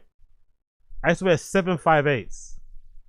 Oh, this is okay. This is above a 7. Okay, a 7'3" is above a 7. So this should fit. Cause my size that I remember I used to wear was 7'5'8", allegedly. I don't know if that's even true. I'm not too sure. Maybe my size is bigger now. I don't know. Is it bigger? I'm just gonna go to New Era shop and buy like a regular New Era and see what size. Maybe I'm a 7'8", maybe, or even like an 8. I don't know. I might even be an 8. I might be a straight up 8. I might have a fucking dome on me, mate. I might have a fucking dome on me. But yeah, I got 7'3". That's the size I got. I got that one there, right? Which is above a 7'5'8". So it might be okay. It might be okay. It's just above a. It's just below an 8. It's just below 7'7". So yeah, I don't know. Maybe I'll be okay. Maybe 8s aren't even that well made. Probably. Maybe John Geiger did see what I wrote, but he just gave me the largest size they had in it. To be honest, maybe he just gave me the largest size available, and this was the one. So I'll make this work. I'll make this work. It is what it is. I'll make this work. But I really fucking love it. Big up John Geiger. He's a fucking legend. And I'll actually play you the video that I made from my shorts that gives you a better idea of what it looks like. Actually it's on my X as well. It's on my X account. I'm gonna play the video of me reviewing it. It's in color so you can see what it looks like a bit more. Bear with me a second here as I pull it up. It's on my account somewhere. Where are you? There we go, down here, right there. So let me show it to you now, and then you can kind of get an idea of what I was talking about. Don't mind the voice. I'm trying to be excited. I'm trying to be a YouTuber. Please don't laugh at me. I'm trying to be a reviewer. Please don't laugh at me. I'm trying to be an influencer. Don't mind the voice. Don't mind the tone. Don't mind the voice. Yo, got that new John Geiger New Era Misplaced series collab. You know how it is. Just arrived at my crib. Brand new, brand spanking new. As you can see here with all the labels and shit. Brand spanking new. We outside. I haven't worn a new era in fucking years. I'm really excited for this. I cannot wait. I cannot fucking wait. Let's pop it in the box. Let's see what's inside here. Doing it all with one left hand. Please forgive me. Look at that. Got a nice Lids logo there, right? Nice little blue box and ting. Nothing crazy, huh? You just quickly splay that open like that. Then you open the box. You got the nice little carved little detail there, right? Misplaced series ting. Welcome to the next chapter, it says here. The Misplaced series, powered by John Geiger's iconic Misplaced design. Misplaced series 2.0 reimagines the MLB logos through unique placements, bringing fresh perspective to the baseball host's recognizable marks. Available in select Lid store and on Lid's website beginning 24 of the 7th. Too many mentions of Misplaced there if I was going to be a little bit, you know, picky in my copyright shit. But still, you get the gist. And then here I am. Here it is. The big A. Woohoo! A for Agostinho. You know the vibes. I'm going to save this and wear this when I go to Berlin. But Jesus Christ, look at the embroidery. Look at how thick the embroidery is. I also love how they've done the embroidery. I'm assuming this is probably like quality assurance or something way. I'm assuming. But if this is a design thing, it's also really cool when like the logo on the front is more rounded and 3D looking. But then the logos at the back are just kind of flat. So it makes the logo on the front kind of pop a bit more, you know? It kind of gives it a little bit of texture, you know? I quite like that sort of vibe there. You've got the massive Misplaced series logo here down the side, which kind of reminds me of what they do for like the World Series Championships and stuff. And then you've got a nice, obviously, New Era logo here at the back. Sorry, MLB logo here at the back. Sorry, I'm from the UK. I don't know much about all this shit. And then you've also got the New Era logo here on the side as well. Can't complain. Grey underside, nice little holographic sticker there. And obviously the New Era logo on the top. Fucking brilliant, isn't it? I love it personally. I fucking love it. I think it looks fucking superb. Cannot wait to wear it. Like I said, I'm going to save mine for when I go to my Berlin trip. So please be aware. You shall be seeing that in pics very, very soon. And then you've got the nice little wrapping paper here, which I'm going to wrap it in and make sure it's all nice and clean and shit. So yeah, big up John Geiger. Really, really impressed by this. Cannot wait to wear it. Big up the Misplaced series. You know how it is. So yeah, that's my review. Big up John Geiger. We won't speak on my voice and my reviewing skills again. We will not speak on my review and my review skills and my voice again. Okay, let's just move on straight with that, because watching myself doing content in any way, shape, or form is disgusting. But we move, we fucking move. Drake, big up Drake, big up Drake, big up Drake, big up Drake. Drake, for whatever reason, decided to do a 20v1. Drake, for whatever reason, decided to do a 20v1. No one saw this coming. I know I didn't see this coming. It was allegedly for something regarding Steak. I think it's Steak's 9th birthday, which is crazy. I feel like Steak has only been around for a couple of years, but it seems like Steak has already been around for 9 years. And because Drake is a big Steak, you know, fan and a big Steak collaborator and partner and shit, he did like a celebration birthday stream, anniversary, whatever, with Bender Don, one of his close friends, who also is a part of OVO, does his own streams, and I guess is also maybe a Steak partner. And they did it on stream, and it was a whole long stream thing where they made like this makeshift set that looked like Trainwreck's room or his apartment that he's got, right, that kind of overlooks that really amazing kind of water lake area thing that he does, right, where Train's always live streamed from. It was like a, you know, it was just kind of like, what's that thing called? They projected it on the back, right? They projected it on the back of the wall, which was really fucking cool. I like that. I also love that if you looked at, there's some other clips of him doing the stream where from the back it looks like their monitor was like a wall. It was like they had like a massive wall, and that was their monitor that they could see things off of. Like, it was fucking crazy. Like, the production on it was fucking nuts, right? It was just everything that I do, but just times 100 with way more money. It was just really funny to see like what happens when you've got a loads of money and you also stream. It's fucking funny when you're like you're Drake and you got money and you want to stream. It's like, woof. Anyway, the 20v1 was the most interesting part about it, right? Of that stream. The first game I'm going to play from you with the 20v1 is Lena the Plug and Drake's interaction. The funny thing that I noticed when I watched it the first time was how quickly Drake put his hands in his pockets and Lena the Plug rubbing her left leg up in between Drake's crotch. That's what it felt like to me. And I felt like it was on purpose too. I feel like Lena the Plug knew exactly what she was doing. She saw opportunity to meet Drake in person. She's always been a fan of him. She's always spoken very openly about how much she likes Drake, how much she, you know, how about Adam 22 giving her a whole pass to fuck Drake, and just everything. Yeah, she's just obsessed with Drake. And when she met him in this particular stream, she definitely made her mark by giving him a really, really long hug, a very sensual hug, I'd say. And she also, I think, purposely rubbed her left leg in between Drake's crotch to give him a bit of a, you know what I mean? To give him a bit of a, hey, I'm here, you know? To let him know that, hey, I'm here and I'm ready to go. But Jesus fucking Christ. Big up Lena the Plug still. Big up Lena the Plug. This is a really interesting interaction. Wow. Wow, I've had this dream before. Hi, how are you? What's going on? Wow, okay. This is probably not gonna go over well. Hi. How are you? Lena. Nice to finally Oh, meet yeah, you. I recognize you. Hello. So do- Jesus Christ. The bop into the studio was the one. The bop in as well. The bounce up and down was really fucking fun. She was very excited to meet him. But I thought it's the leg. I thought it's that left leg. That left leg was leaning very much into his crotch. You know, she's being girly, doing what girls do. But I thought that left leg was definitely placed in a certain position for her to get a feel of what's going on down there, and to also let Drake know I'm here. I'm here and I'm ready to go. Hi. How are you? Lena. Nice to finally Oh, meet yeah, I you. recognize you. Hello. So do I. How's everyone? Wow. That was a weirdly long hug. I just like that moment. It's been coming. It's been lingering. Well, you have a husband. Why are you here? Wait, hold on. Actually, can you hold this for me? I can, yeah. Oh, okay. Okay. Okay. All right. Well. All right. That's insane. That's fucking insane. But it's also, you know, part of the stream, part of the fun. But it's also fucking insane, isn't it? It's also fucking insane. You also have a husband, don't you? And she's like, hold on one second. Can someone hold this for me? She just takes off her wedding ring and throws it on the floor. She just takes it off and throws it on the floor. Big up Lena the Plug. Hold this for me. I can, yeah. Oh, okay. Okay. Okay. All right. Well, All right.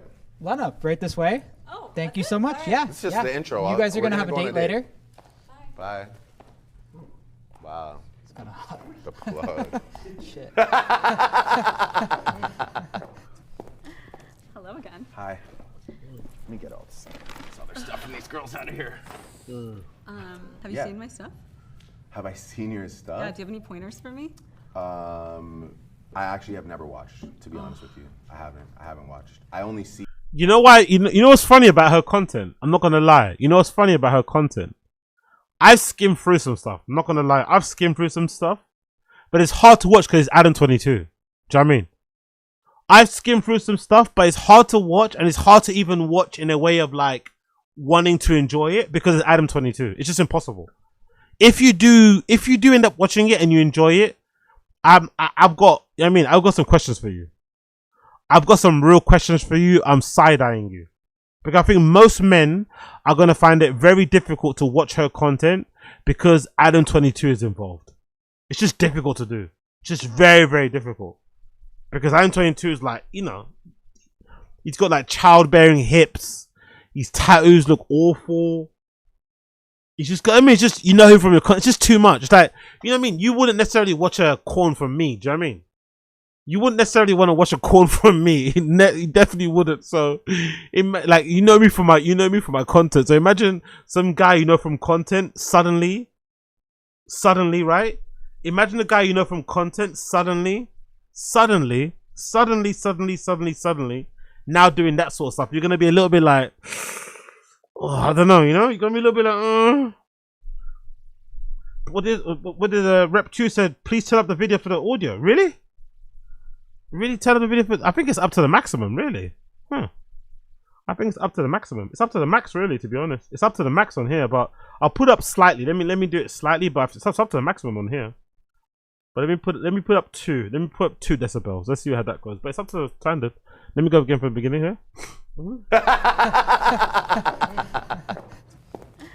Hello again. Or maybe actually the reason why it's like that's because of here. Maybe because of this. Let me go here. Maybe that's the reason why. There you go.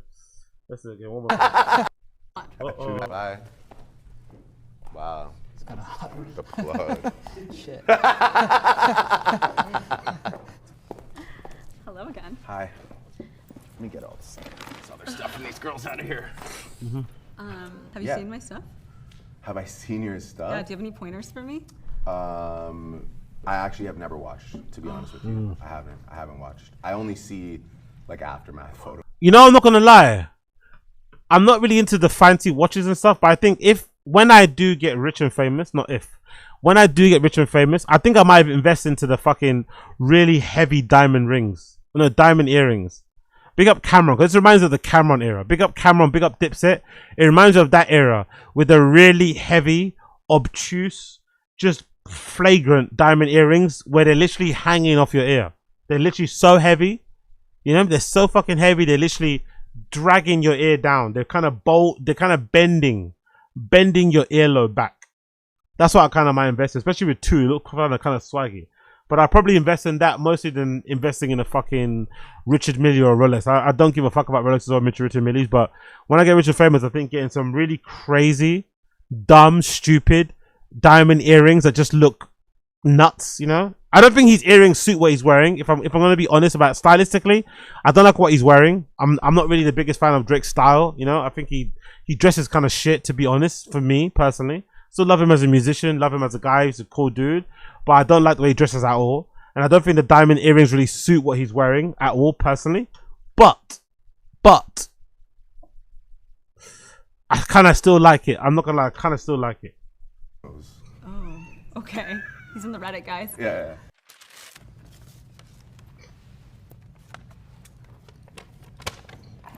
It's that whole pass. I love that. Okay, and this means what I think? Whatever you want. I keep this? Yeah, it's yours. Thanks. Cash it in. Whenever you want. Cash it in, okay. Whenever you want. All right, I look forward to it. All right, I look forward to it. And again, I saw people online. I saw people online going on and on about this. Oh my God, Adam22 letting your guy fly, letting Drake fly out your girl to do this thing and da da da. There's another clip as well going around of Wack 100 allegedly calling out Adam22 for letting Lena the Plug do this thing. Can people stop being like? Are people ever going to stop being outraged by Lena the Plug and Adam22's relationship? Are people ever going to stop being outraged by Lena the Plug and Adam22's relationship? Like, for real. Is it ever going to stop? Or are we ever going to be subjected to people being fucking surprised and annoyed and rage baited because Adam22 likes to see his wife get like drilled by other guys? If it's not for you, it's not for you. Personally, it's not for me either. But getting rage baited and commenting and trying to call him out or embarrass him or it's not gonna work. The guy likes it, he enjoys it, they make money from it, he probably gets off on it as well. Like, who cares? Like, move on. Every fucking time they're mentioned, every time they're on my fucking feed, is somebody complaining or crying because they, you know, they do what they do as a couple. I personally don't care. I personally do not care what they do as a couple. I don't give a fuck. It doesn't bother me in the slightest. But some of you motherfuckers out there need to get over it. You need to get over it. It's not that deep. Get over it. It's not that fucking deep. It's not for you. I get it. Right? It's not for most of us. That's why we're not in their relationship. But it works for them. It works for them. Who cares? Fucking hell, people. Fucking hell. Another clip as well from that. Drake with some girl. He tells her that she's giving sexy grandma. I thought this was funny. And she was being very, very, very, very forward, by the way. The way she bent over and hugged him was fucking crazy. You look so nice. This net. At first, I think she bent over and like you see everything. But yeah, big of her. Thank you. It's like crochet. Yeah, a little bit. Yeah. It's giving like sexy grandma. Grandma. Well, like, cause like a grandma would knit it, but then you would wear it. Wait, my grandma actually knitted this for me. Really? No. That would be fire. Yeah, my grandma got a good I was gonna be like, your grandma can't knit. Like, your grandma's just not tapped in. That she just knitted like a one-piece bodysuit that just hugs your absolute wagon. There's no way, obviously. Grandma, come on. Yeah, your grandma's just like, dear, you're gonna love this. It's like, come on. It's like, you're gonna meet Drake. I caught it. Thank you. Jesus Christ, look at the bend. Okay, she's making it very known what she wants, isn't it? She's making it very known what she wants. Look at Drake's face. Look at Drake's face. Does he look down? He doesn't actually. He doesn't. Oh, he doesn't. He doesn't look actually. Fair play. He doesn't actually look. Kept his focus. Fair play. He actually kept his focus. He actually kept his focus on the camera. He doesn't actually look. He doesn't actually look. He actually kept his focus. Nice to meet you. Nice to meet you. You smell good. Thank you. You smell like poison ivy. You look so nice. Cool. We got that going on there. We got another clip of Drake. Who's this with? This is with Kim giving the final prize. I'll do that later. Oh yeah, the Goth Baddie. This clip kind of proves that no matter where you are in life, no matter your station, no matter your level of fame, no matter your level of clout, we're all kind of the same, innit? We all fold when that one comes across our table. We all fold and we all do some embarrassing or say some embarrassing things. Like, I'm very steadfast in some of the things that I say and do, but even I've known to be a little bit simpy, let's say, right? When it comes to the right person. And I think you see it a little bit with Drake here, because some girl asks him to bark for him and he barks on command. He doesn't do it loudly, but he still does it anyway. I'm like, fucking hell, you're Drake. What the fuck are you like, what? What the fuck are you doing barking? Honestly, I was like, what? You're fucking Drake. Why are you barking? But he barks too. Drake decides to bark as well. Fucking nuts. Big up fucking Drake. Are you into role play? Like Silly? Like silly. A little silly? Yeah. I am absolutely, by the way, you can look me dead in my eyes. If you say do it, I would. Okay. You're saying this, and now I'm gonna like test it. Okay. What do we? Just give me like one. Would you bark for me? Good boy. Yeah. You know. Are you into? Jesus Christ. Don't get me wrong, I would fold too, but it's just funny to see him barking. Like, he actually decided to bark. Look at him. He actually did it. Like, we're all, at our core, we're all the same. Now, the only thing I'm not the same at, so I think, is the tricking thing. Because the tricking thing is what I don't get. And I think it's a very North American thing. I don't think people in Europe, I don't know, maybe I'm mistaken. Maybe rappers in the UK trick too. But I don't think they do to this level. Because Drake is like a fucking Super Saiyan when it comes to tricking. He's like a Super Saiyan. But it's weird because if girls are like, I don't know, does it count if girls like you as well? Because tricking's weird. Because I feel like people only complain about tricking with guys who they think are ugly, or guys who they think wouldn't be able to get the girl if they didn't spend the money. But we know that Drake gets girls. We know that Drake could be capable of getting girls, you know, whatever, right? Even if he didn't trick on them. But he does enjoy to trick on them anyway. And what I mean tricking, I mean buying girls gifts. Like, not like, I don't know, not like some tickets to a fucking cinema. Like Birkin bags and fucking G-Wagons and paying for homes. Like crazy stuff, right? And he does it a lot. He mentions it a lot in his music. He talks about it in interviews. This is a big part of the 20v1. He gave, I think each girl basically got a cash prize, right? I think the top three were the Goth Baddie, Lena the Plug, and I think Lily Phillips. And they each got a prize. They also got a cash prize, and they also got like another thing, right? And I think he gave the Goth Baddie, he bought, I think maybe because of the interview, he bought the Goth Baddie's mama house. Because I guess Goth Baddie wanted to buy her mama house and she couldn't afford it. So whoever the Goth Baddie was, he bought her a mama house. He gave Lena the Plug, I think, a holiday somewhere plus money. And Lily Phillips, I think, got something else plus money. I'm just sitting here thinking to myself, like, I don't know, man. I don't get it. I've never understood. But I think it comes from my poverty mindset. I think because I've grown up in an area in the world where it was very, like, it was looked down upon to ever spend money on girls. But I think a lot of that had to do with the fact that we were all broke, to be honest with us. I don't think it had anything to do with like any sort of principle, any type of morals, any type of code of ethics. I think a lot of our training when I was younger, a lot of my training of how to approach women or how to talk to women involved not spending money. Involved like, do you know what I mean? Like trying to be like good with your words, trying to be charming, trying to dress well, trying to look good, trying to smoke. Do you know what I mean? All those type of things to get a girl, but not spending money on her. Do you know what I mean? Going out of your way not to buy her drink. Going out of your way, not, you know what I mean? Like, that was a thing. Like, nah, don't go up to a girl and say, can I buy you a drink? Like, just go straight off, start off with the bars. Do you know what I mean? Just start barring her off.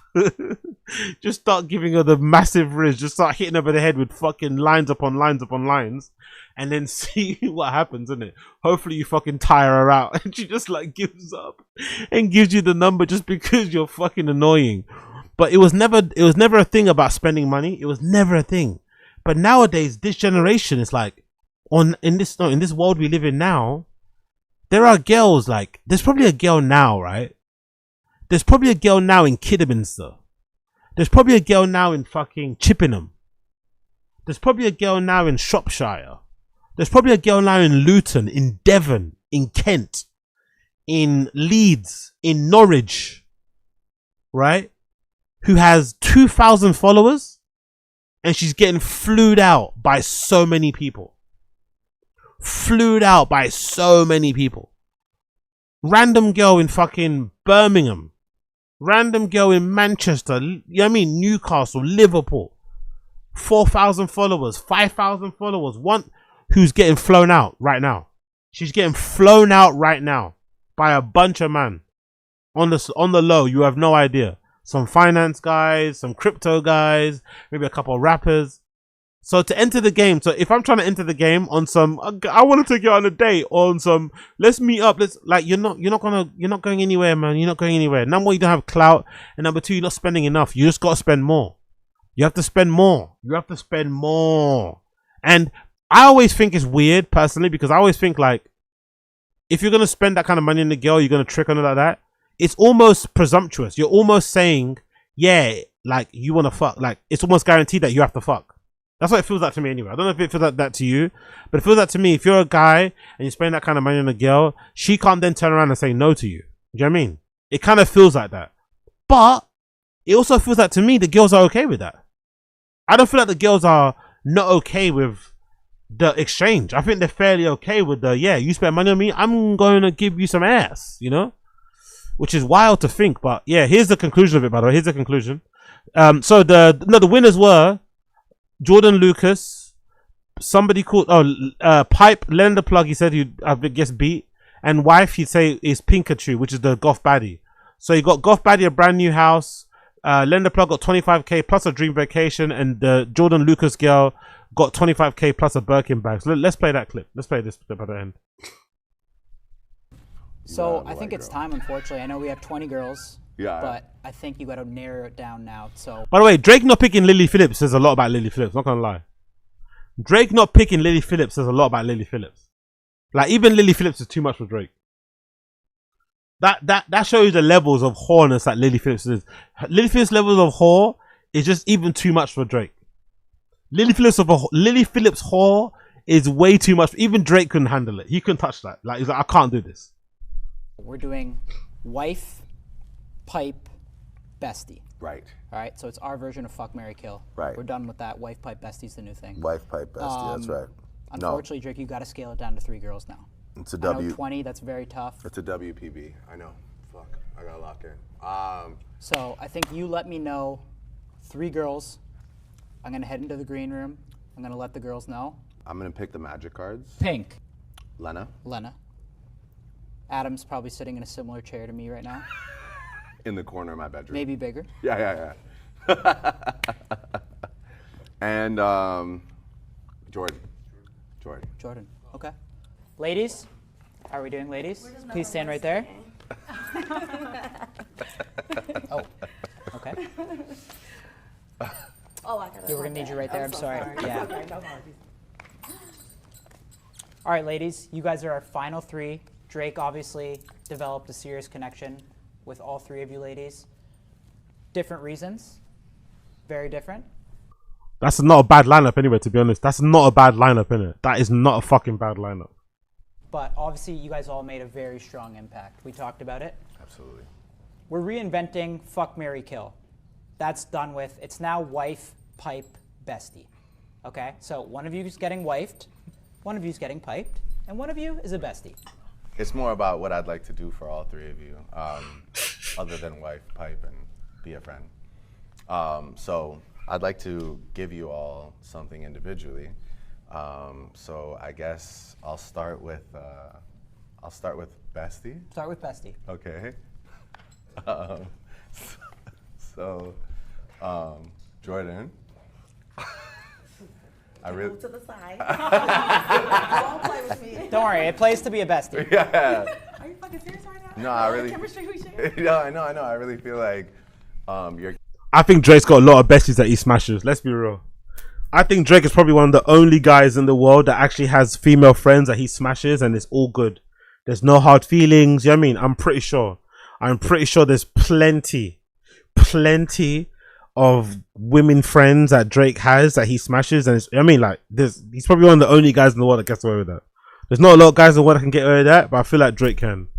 Character is the best character, and I think all great relationships start with friendships. So I can agree with that. if I had to, leading these ladies on. no, but if I had to categorize our connection, I would say bestie. Or marriage. Yeah, well, I mean, you never know where it could go, but I would say, you didn't want to hurt their feelings. Can you just go here so I can look at you? please. Because I want to look you in the eye. We're part of a union, so we need you to. Oh, my bad. A lot of regulations. So for my bestie, obviously, you know, I want to treat my bestie the best. So from me to you, I'd like to give you a Birkin and 25 bands for my bestie, you know, just so that my new... Jesus fucking Christ, man. This is a girl that's already willing to, you know, if Drake said marry me now, she'd marry him. And he's giving her 25 grand and a Birkin.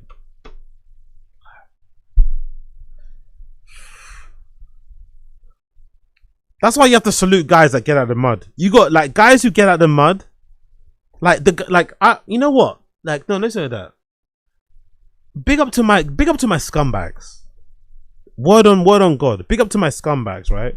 Because I had a little conversation about this before with, you know, like a former friend of mine, right? Fuck her, she's a bit annoying, but you know who you are. And she was going through some trouble with some guy, and I was like, thinking to myself, like, God damn, bro. The stories I'm hearing from this girl about this guy, he treats her like duh. Don't worry, this girl I'm talking about, friend, you know, again, former friend of mine, she's going through some stuff. So maybe that stuff is affecting the way that she's talking to, I don't know, who knows. But I was listening to some of her stories, reading some of the things I was getting through, and I was thinking to myself, like, this guy is treating her like dirt off the, like worse than the dirt off the bottom of his shoe. He's treating her worse than the dirt on the bottom of his shoe, and she still keeps going back for more. She's on my line telling me about, what should I say? He said this, how do I get him to talk to me? Like, she's really, really keen on getting this guy back in her life, or making or like trying to recover, repair, whatever. And most of the situation I've been hearing about from her, she's not done anything wrong, really. Anything she's done wrong is done, I don't know, ask what are we, you know? She's wanting clarification about what we are. Yet this guy just keeps spitting in her, like figuratively, keeps spitting in her face. Keeps spitting in her face. Keeps kicking her in the pussy, basically. Keeps kicking, literally toe punting in her pussy. Yet she still keeps coming back for more. And I was sat there thinking to myself, you know what? It might actually pay to be a scumbag, you know? Because I don't think I've met, think of it yourself, right? In your head, if you're a guy in the stream chat. Have you met many guys in your life who are pieces of shit, who don't have girls, who don't have a lot of experience with girls, who don't have their pick of the girls? Have you met a lot of scumbags? I don't think I've ever met a domestic abuser that is not in a relationship. When's the last time you've heard of a guy who hits women who doesn't get a lot of girls? When's the time you've heard of a guy who talks disrespectfully to women who doesn't get a lot of women? Those scumbags do really well. So think of who you're fighting against. You're fighting against the scumbags who don't do nothing for their girls, right? Who treat them like shit and they still keep running back for more. They keep coming back like a boomerang. They throw them away. They keep coming back like a boomerang. Throw them away. Keep coming back like a boomerang. Then you're also dealing with guys like Drake, who are like very charming, very nice, but turbo Super Saiyan tricks. Guys like me or regular, we don't stand no chance, bro. That's why you have to salute us. That's why you gotta salute regular guys like me and others who get out of the mud. Regular guys like me or others who at most I might do an Uber. At most I might do an Uber on the way home. If it's the first day, of course I'm gonna pay. I'm gonna cover that shit. You know, I'm generally not really a people person anyway, so I'm not really doing that at the moment at all. Zero. But if I was, I'll definitely cover the first or the first couple at least, because I want to see you. I want to make it as easy as possible for you to come out and see me. I want you to go home safely. I'll put in a new. I won't even go. I won't even jump in and be like, oh yeah, I'm gonna drop. No, you just go in it and I'll just wave you by. But that's the most you're gonna get from me. You might get a meal or two out of me and an Uber, but you're definitely not gonna get a Birkin. You're definitely not gonna get cash in hand. So we're out here competing with the Drakes of the world on various levels of their budget, right? Not everyone's got Drake budget, but we're competing with people that pursue women like Drake, and we're also competing with guys who treat women like shit. Like pure shit. And it doesn't matter because they still keep coming back for more. Yo, it's hard. It's hard out here for a regular guy, man. It's hard. Bestie, Yes. we just met. Bestie. Right. The best. Yeah. So Yes. that's from That's me a to great you. friend. Oh my god. Yeah. See, being a bestie's not that bad, It's right? not that It's a great bad best at friend. all. Okay. Okay. So where's that? Okay. Let's proceed to pipe. Obviously, I'll draw reference to this paper one more time. You know, Lena, I mean, you're incredible. Yeah, it's legit. Yeah, it's legit. Legal document. With that being said, I'd also like to give you 25 bands, but on top of that, I'm gonna send you anywhere you want to go in the world, all expenses paid. And if you want to invite me, Let's do if you want to invite me, okay, all right. Well, if you want to invite me, you can, but if it's with somebody else, I understand. So that's from me to you. Jesus Christ. Height. And for my wife, Damn. yeah, I just feel like, Am I your type? yeah, I think it's more than that. You know, it's like you're just like intriguing and from Texas, and you have fangs, and I just feel like I could like learn new things, and I feel like we're like a lot of things, you know. Okay. Jesus Christ.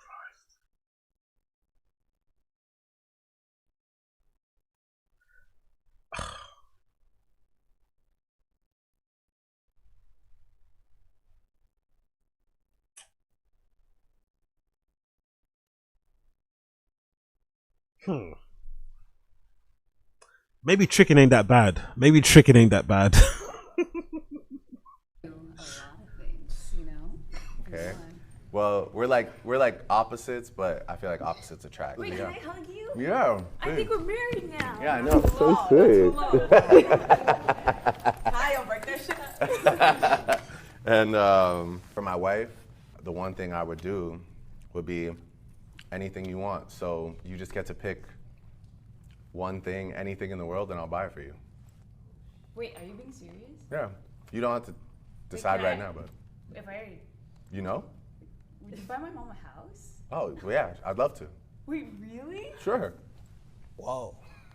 Cause she's wanting to retire and I've been trying to help her. Okay, we'll figure it out.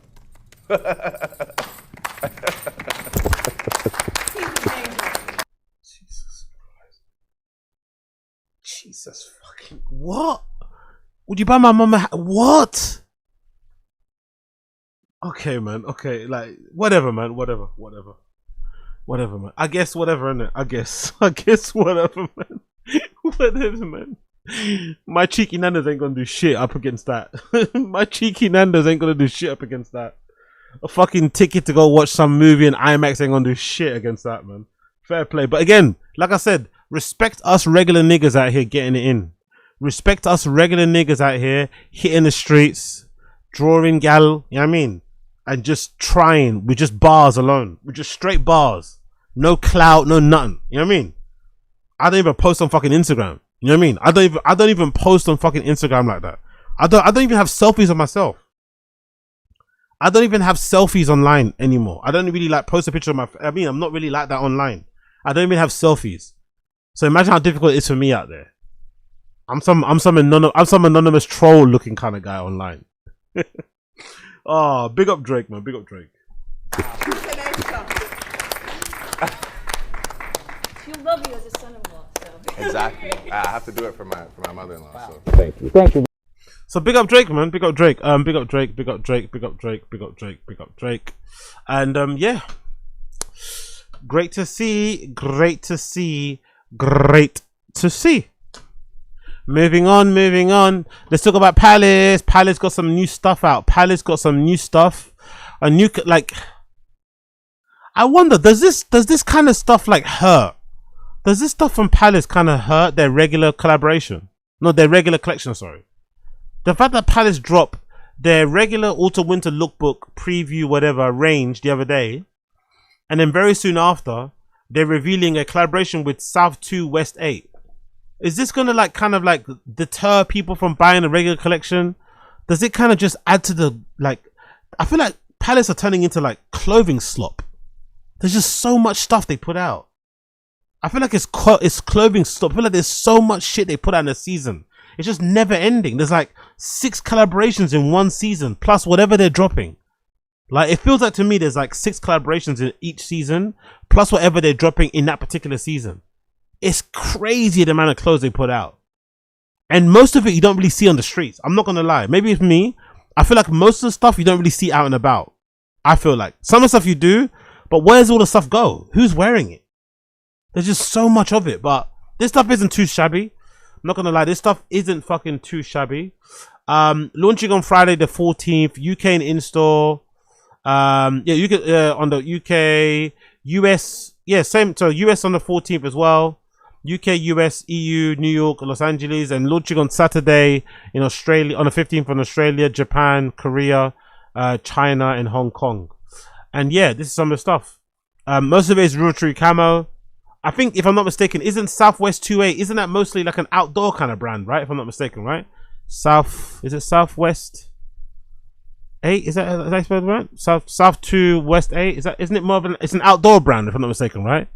Isn't it like an outdoory type of brand? Yeah, there we go. It's an outdoor brand. It's Japan based. They make a bunch of stuff like this, right? It's all this outdoory type of shit, mountaineering type of shit, which looks great, by the way, right? This stuff looks fucking incredible. I'd wear stuff like this head to toe every day of the week. I'm not gonna lie. No cap. I'd wear stuff like this head to toe every day of the week. Then I'm actually into that, but I'm not gonna lie. For the winter coming up, I'm kind of into this whole like mountaineering look for the winter. I'm not gonna lie. Dana boots. Do you know what I mean? Fleece jackets, body warmers and shit. I'm kind of into it for the winter coming up. I'm kind of into dressing like this for the winter coming up. I'm not gonna lie, because I've got a bunch of stuff already in my wardrobe. I'm kind of ready into combining some of this stuff into my stuff when I rock it during the winter. Do you know what I mean? But I don't know, like, you know, this is what South2 West8 does in general, as you can see here. And this is the stuff they did with Palace, which is a lot more. It's a lot more like, how do I describe it? It's a lot more brass looking, isn't it? It's a lot more like eesh. The actual stuff they make is a lot more refined, I feel like, and the stuff they did with Palace feels a little bit louder. Maybe this stuff is a little more mature, let's say, if that makes any sense. Even though the models look really young, the stuff here looks a lot more like refined and grown up and shit. And the stuff we did with Palace is very merchy looking. It kind of just looks like a diffusion line, if that makes any sense. This hat's really nice though. I like the hat. The hat's really nice there. That cardigan isn't too shabby. The rotary camo pattern itself isn't too bad. Also, I'm not gonna lie, I'm gonna take it. I think this logo is pretty sick. The Palace trifeg or the Palace triangle logo, and it's been superimposed. Or no, there's like on top of it, there's their logo, right? The South2 West8 logo on top of it. I feel like it's a really good touch. With the is that deer horns or something, right? Or whatever it may be called. This is also really nice too. This rotary camo with the neon outline isn't too shabby. The pat isn't too bad. There's the sweatshirts and jacket. Yeah, it's okay, you know. It's okay, I guess. That cardigan's probably the nicest bit, and maybe this jacket too. That cardigan's really nice. This one here, this shawl neck cardigan isn't too shabby. Oh, there's actually a tracksuit too. That's quite nice. There's actually a tracksuit I'm not too mad at the tracksuit. Actually, I'm not too mad at the tracksuit. There's the button-up shirt with the logo on the back of it too. Also comes in grey. Oh, there's a pullover hoodie that's made. That's a very interesting design. I love the zips. I love actually the zips on the hood and the different cover there on the pockets. Isn't too shabby. Let's continue. Oh, that shirt is actually pretty decent. Actually, no, the collaboration is quite good. I'm not gonna lie. The t-shirts I'd rock instantly. The t-shirts are probably the best thing that stand out. I think the t-shirts are probably the standout bit, and the caps. The t-shirt and the caps are hard. Like this Real Tree camo t-shirt here, or even this jersey, right? This like jersey t-shirt with the different panels. Oh, look at the different paneling here. This shirt here is really nice, and also this just plain t-shirt with the Palace logo and the Southwest 28 logo imposed on it is really cool. Actually, someone said in my comments, big up who said it in my comments, but somebody said in my comments that the quality of Palace t-shirts is actually really good. Somebody said in my comments the quality of the Palace basic t-shirts is really, really good. So I'll probably recommend that if you're into buying that sort of stuff. Probably just get the regular t-shirts. I heard the t-shirts are really good quality. I actually wore one of my newer Supreme t-shirts. No, not newer, but old t-shirt I hadn't worn in time. For the first time, I forgot how nice the quality of the t-shirts are Supreme they make. The Supreme blanks are really fucking nice, the quality of it. This hat is really nice too, by the way. This hat is banging. I'd actually wear this hat, not gonna lie. It's not probably the baitest Palace thing, so I probably could get away with it, even though I said I wouldn't wear it. I think this hat is beautiful there. Actually, I wonder what's actually still available, because they dropped their recent collection recently, right? Their recent collection, right? Their autumn winter. What's actually still available from this collection? What's actually still available? Is the Average jacket still available? Oh, it's not available in the small. Raw, people got money, bro. People have got dough. To be fair, for an Average jacket, that's not too bad. For an all leather Average jacket, isn't too bad. But the only available size is small.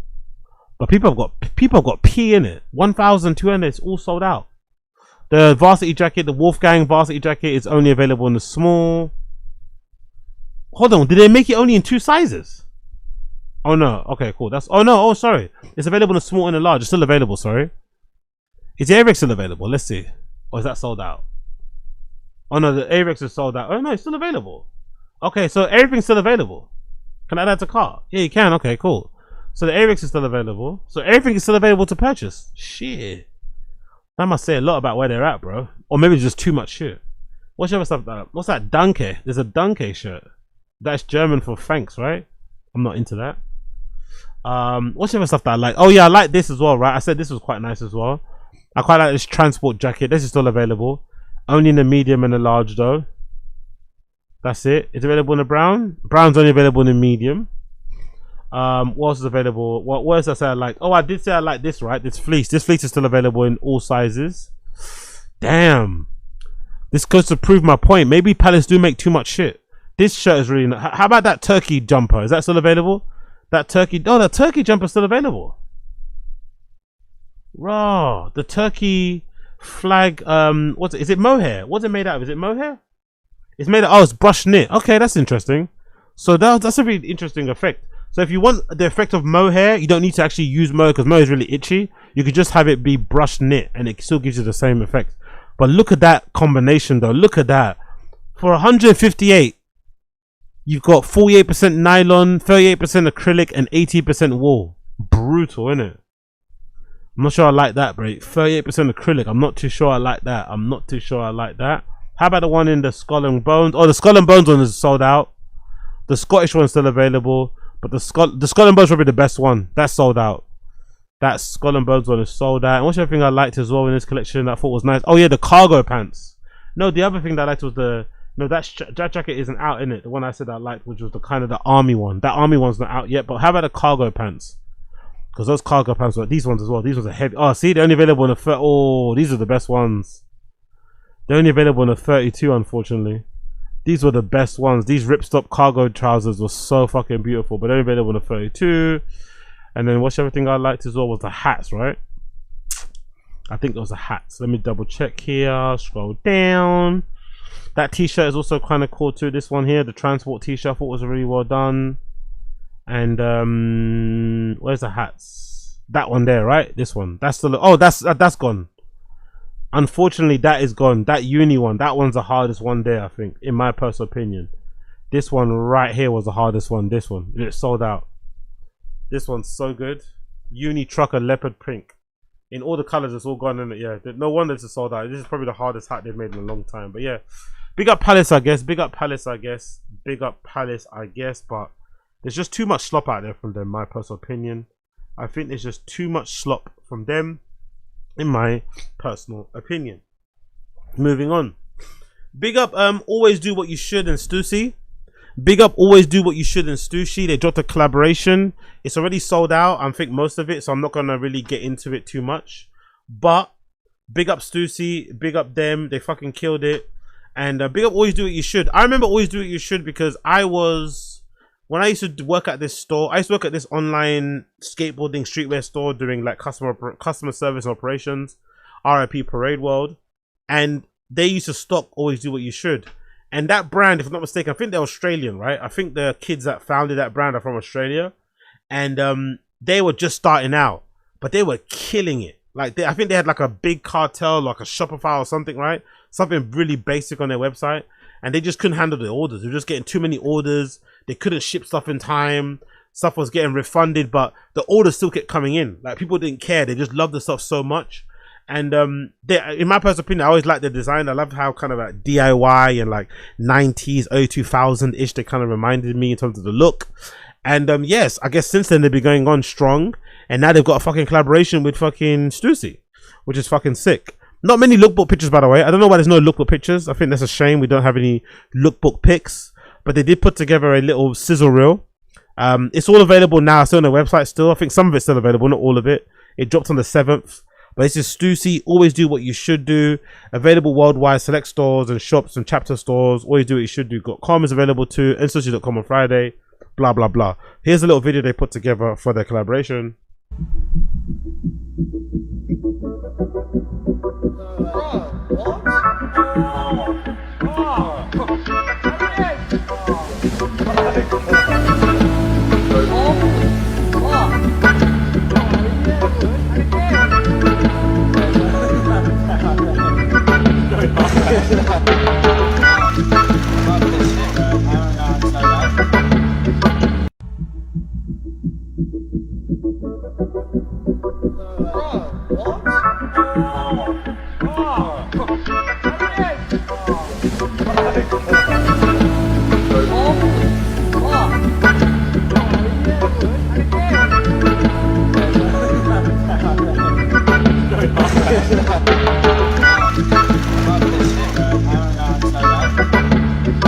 Yeah, so big up them, man. Big up them. Glad to hear it. Glad to hear it from them. Absolutely been killing it, doing what they're doing for time on the sly. So big up Always Do What You Should. I think they've been growing from the ground up very, very slowly, and now they're a fucking big deal in terms of a brand doing collaboration with Stüssy. It's no mean feat. So big up them. Here's some stuff from the actual collection because there's no lookbook, but here's some stuff that's available. You've got the basic Stüssy t-shirt, like I guess in terms of iconography, which I think is very well done. If it was up to me, I'd definitely go for the yellow. I think the yellow is definitely the color to go for. The yellow is definitely the color to go for. As you can see, I'm not doing when I thought that because XL sold out. The yellow is definitely the color to go for. That yellow is fucking brilliant. There's actually no XL left in any of the colors anyway, or any of the tees. They're all only smalls and mediums. So they're killing it on that front. The shorts are obviously great for summer. The shorts are fucking great for summer. The shorts are fucking great for summer. The shorts are fucking great, and they're gone as well. The tracksuit is also fucking brilliant. I personally think so. I'd wear the fuck out of that as well. The Stüssy tracksuit, it also comes in. That's available in all sizes. With the logo there, I think that works pretty decently. Even with the elastic cuffs. There's a classic shirt. That's also gone. Oh! The shirt in neon green is definitely the one. And maybe the purple. The purple as well is crazy. But the neon green one goes crazy hard, isn't it? The Stüssy Always Do What You Should tour t-shirt. London, Tokyo, Mount Magua, Mani, Los Angeles, and Biarritz, I think, somewhere like that, right? You got that there, and also the hat. The hat is definitely the winner as well. The hat is the winner, but the hat was gone time ago. The snapback hat was gone time ago, but that hat is fucking awesome as well. So big up them. Is anything available on their site? Let's see. I think it's all sold out on their site too, by the way. Is it? Oh no, it's not, it's still available. The tour t-shirts available only in a small, unfortunately. Extra large on the world tee in the purple if you want it, still is available. The yellow tee extra. Oh, there's still some left over actually on their site. Actually, if you want to check it out. Oh no, I think are they New Zealand? Okay, maybe they're New Zealand based. That's what I'm thinking. Maybe they're New Zealand based, not Australia. My bad. I'll take it back. Maybe they're New Zealand based. So that's what's available at the moment, as you can see on their site. The shorts are still available too on their site too. Only in the 30 and the 30 28. How about the other colorway? The color is available in green as well as available there. 110 though. 110, but they look fucking fantastic. I'm not gonna lie. Great shorts for summer. 110, but fucking great shorts for summer. Great summer shorts there. Great summer shorts there. Cannot complain. Cannot complain. Let's continue. Let's also do one last thing actually before I bounce, because I've got to bounce to do a random show. Apologies for those of you waiting for random show, but you know how it gets with me. You know how it gets with me. You know how it gets with me. Let's get straight to some club news before we continue. I'm going to quickly play this clip as well that I always wanted to play for ages. I haven't a chance to do so. I want to play this clip courtesy of Electronic Beats, one of my favorite Instagram accounts to follow. I don't follow them, but you know, I follow them in terms of checking out what they do. Big up Electronic Beats. They're fucking killing it. They make great content. Actually, let me follow them. What am I doing? Big up Electronic Beats, right? They're fucking great. They do great content. And they made this really clever, they made this really great clip talking about why people can't get over Griessmühle. They made this really clever clip, or this really interesting clip talking about why people can't get over Griessmühle, which I really identified with, because I myself cannot get over Griessmühle because it was a really iconic club in Berlin. That's now, if I'm not mistaken, Griessmühle is now what? Is Griessmühle RSO, right? If I'm not mistaken. I think Griessmühle is RSO, if I'm not mistaken. I think Griessmühle has now turned into RSO. So the former building where Griessmühle was is now gone. They've now got another location. It's a bit more south, and it's called RSO.Berlin, which hopefully I'm going to go to when I get to Berlin. But Griessmühle is definitely the iconic location. It's where Cocktail Del Amor famously was founded at, and a lot of great other Berlin nights. And again, for me, one of my most magical places I've been to, because I had some very great experiences there. Some of which I can't discuss on the pod, but if you know, you know. So pick up this clip from Electronic Beats where they talk about why people can't get over Griessmühle. Why people can't get over Griessmühle. The text says Griessmühle is often remembered as the moment many people realized Berlin nightlife wasn't untouchable. 6 years later, what? Wasn't untouchable? What's that mean? Okay, 6 years later, the conversion. What does that mean? Oh, they mean because it closed down. Because people thought the clubs could never get closed down in Berlin. Okay, fair.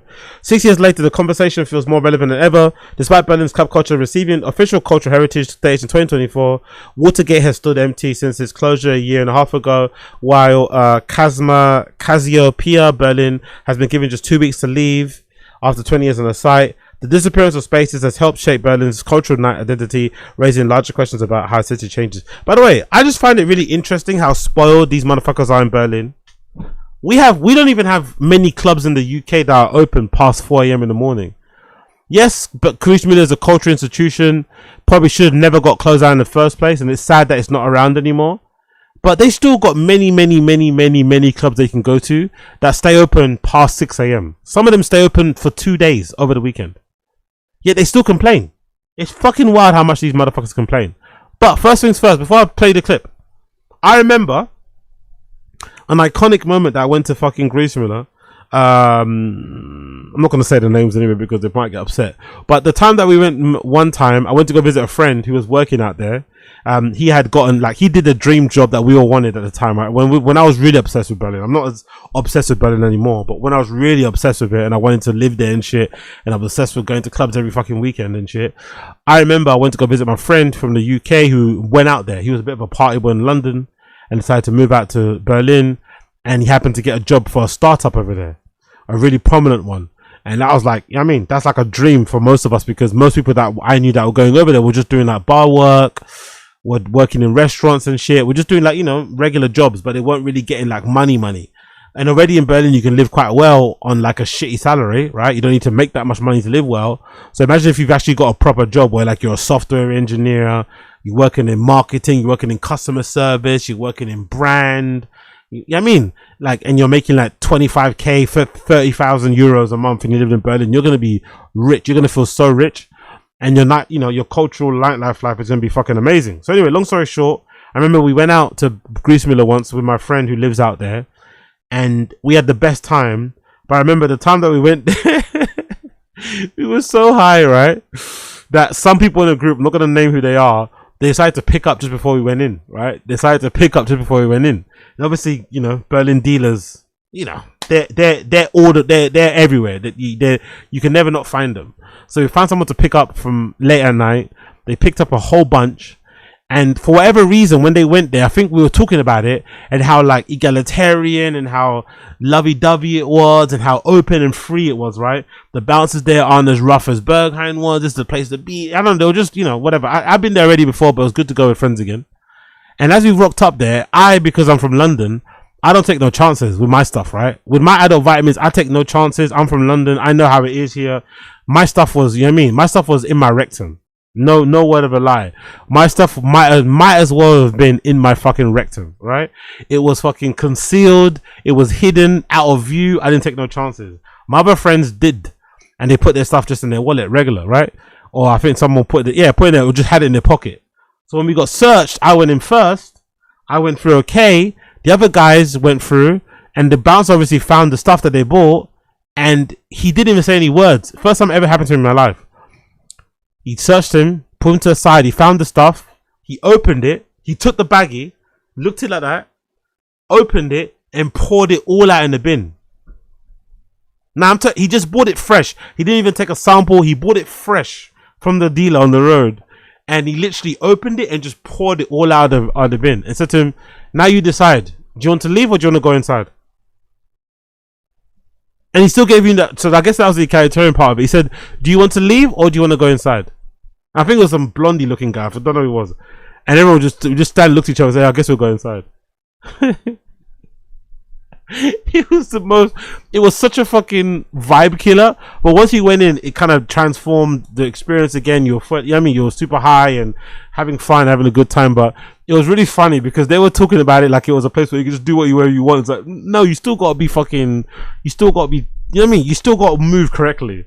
But yeah, big up that guy. You know who you are. You know who you are. Can't people get over Griessmühle? Opened in 2012 inside a former pasta factory near Berlin's Sonnenallee station, Griessmühle became a staple of the city's nightlife, attracting both an international crowd and Berlin regulars.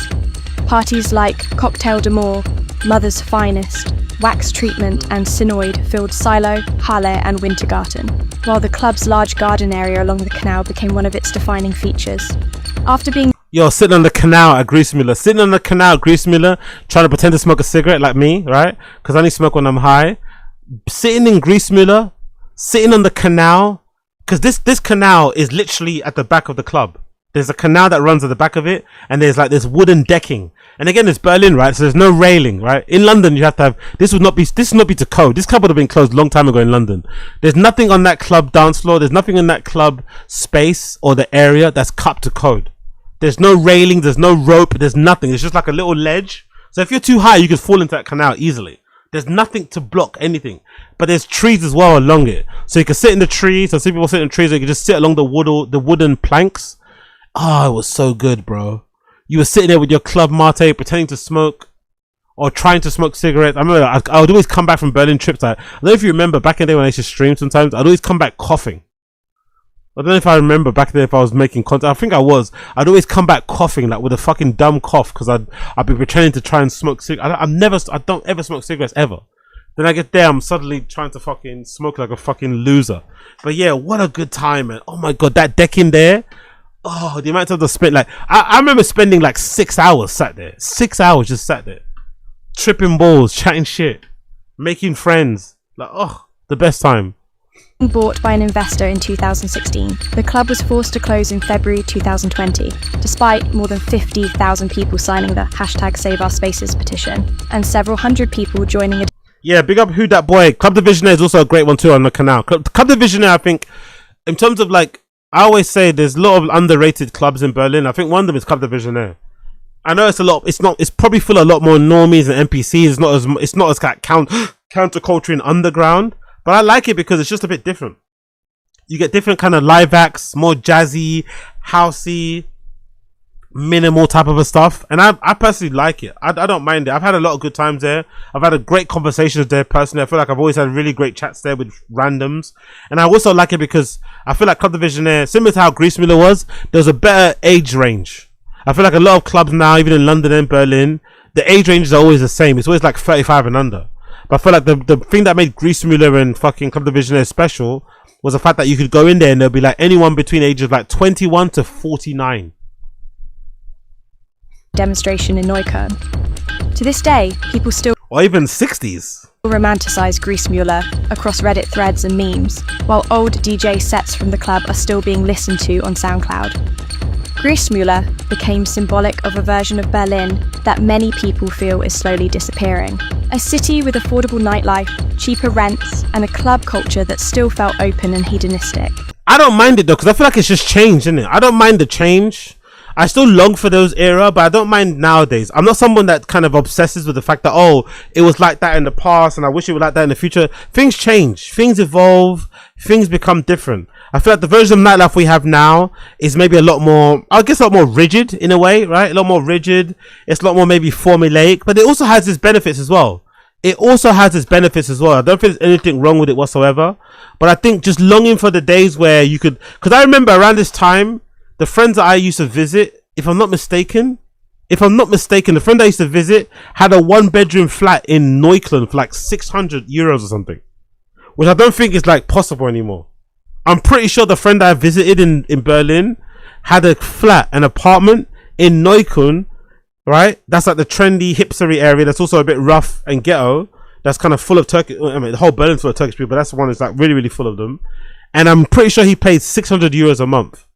Now that same place is probably double that, don't get me wrong, but I don't think there's anything wrong with it. I think it's just changed. It's a different place.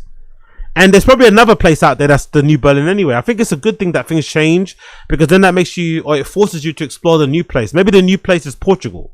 Maybe the new place is somewhere in Spain. Maybe the new place is somewhere in Paris, somewhere in France, somewhere in the Czech Republic. You know what I mean? I think it forces you to explore other places. I don't think it always has to be always about Berlin. So yes, it was a great time to be there, but you know, it was a time in our history, a time in life. I think it's good to move on and look for other things as well. Its closure shortly before the lockdowns marks a turning point for many people. Oh, I remember sitting on that swing. I also remember going to the top of there was like a, do you guys remember, if you went to Griessmühle, wasn't there like an oil drum? Was it like an oil drum or like a gas drum or something you could sit inside of? That was really sketchy. I remember actually sitting on the, there was a lawn chair in it, right? I think they're called lawn chairs or summer chairs, something like that, right? I remember sitting on one of those summer chairs with some girl. We were just talking and we were both rolling, and she just wanted to hold my hand as she was on MDMA and shit. And that was it. We just held each other's hands, for like an hour. Said nothing, just held each other's hands. It was really fucking cool. I remember we were just both sitting on the kind of the summer camping chair, the summer beach chair things. If you know what I'm talking about, right? The beach, you know, they were kind of big. They were like kind of exaggerated size, and we just like laid next to each other with our hands, holding each other's hands. Sorry, very gay, very hippy dippy, very woohoo, but in the moment, magical. As discussions around gentrification and clubsturban became increasingly present across Berlin nightlife. Why can't people? But yeah, man, big up Griessmühle. Yeah, I remember that walk. That's the walk there by the entrance. Let's walk to the entrance, by the way. Let's walk into the entrance. That formidable walk. It was always worse when you went in and there was no queue. That was the worst thing, because then the bouncer could see you from the very top. You never wanted to walk in where there was no queue, because the bouncer could see you. He had like a clear sight to see you, and they could see if you were stuffing something in your trousers, you know? That was the worst thing. That's the canal by the way with the deck in. Look at that. That's the canal with the decking. I think the time I sat there for 6 hours, I think I was sat mostly on the logs. But look at the decking. This would never be allowed in London. There's no railings, no rope, no nothing, bro. That's crazy. There's no way they allow this in London. No way it allows in London. And some of the side bits as well. But yeah, great club, man. Great club, great dance floor, great bar. Cheap prices as well. Even the beer, I remember being super cheap there. Big up Griessmühle. What we're saying in the comments here. Great reply here from Berlin Club memes. Like that one. Somebody said, oh, Griessmühle, Berlin was never the same after it shut down. Some people believe we switched into an alternative reality after this event. But to be fair, didn't it shut around the time of COVID too? So I think that's why people remember it so fondly. I think it shut around the time COVID happened, so the whole clubbing changed around that, you know. Forever in our hearts. Big up Lolo here. Back in the day, cocktail. Whenever I visit Berlin, always enjoyed how much of an adult playground it was. Yep. What's your favorite memory? Yeah, let's see. What's the favorite memory? A super sunny synod morning. A guy jumped totally naked into the canal while everyone applauded. Who was attending that night? I loved that. Opening the secret special warehouse floor for Griessmühle Sylvester. Seeing close to 1K people on the floor. Everyone ready to party and thinking this is going to be a great year. 2 weeks later, the club closed down. 2 months later, the world shut down. Yeah, shit. I didn't know that was so close. It was so close together. 2 weeks later, the club closed in 2020. And then 2 months later, the world shut down. Fucking hell. So I think that's why it's got such a special place in people's hearts. It was around COVID it shut down. During the summer, I remember a guy in a tiny boat with a dog. They both hanged in the open area. And the dog became an instant celebrity. While the guy got some free beers and party supplies. Love it. Cote del Mall forever. Yeah, Cote del Mall was always a special one. I think I went to 2 in my time of going. I went to 2. I went to fucking 2. Big up Daniel Wang as well for making that place super famous. His article actually on Electronic Beats was one of the first articles I remember reading that made me want to go somewhere. Because I remember back in the day I was super obsessed with like the techno tourism shit, and I used to read like events. I used to like obsess over the RA events reviews. Back when they used to have like real good writers and they used to have a comment section. RA used to be fucking sick, and I used to always obsess over the fucking RA events reviews. And some of the event reviews they used to do for the Berlin events in general used to give me so much fucking wanderlust. And that, I think that actually maybe put me onto fucking Griessmühle in the first place. I think I found out about Griessmühle because of RA. I'm not gonna lie. Or maybe I found out about Griessmühle because of who's that guy? Is it Berlin Living or something on YouTube? But maybe I found out because of that.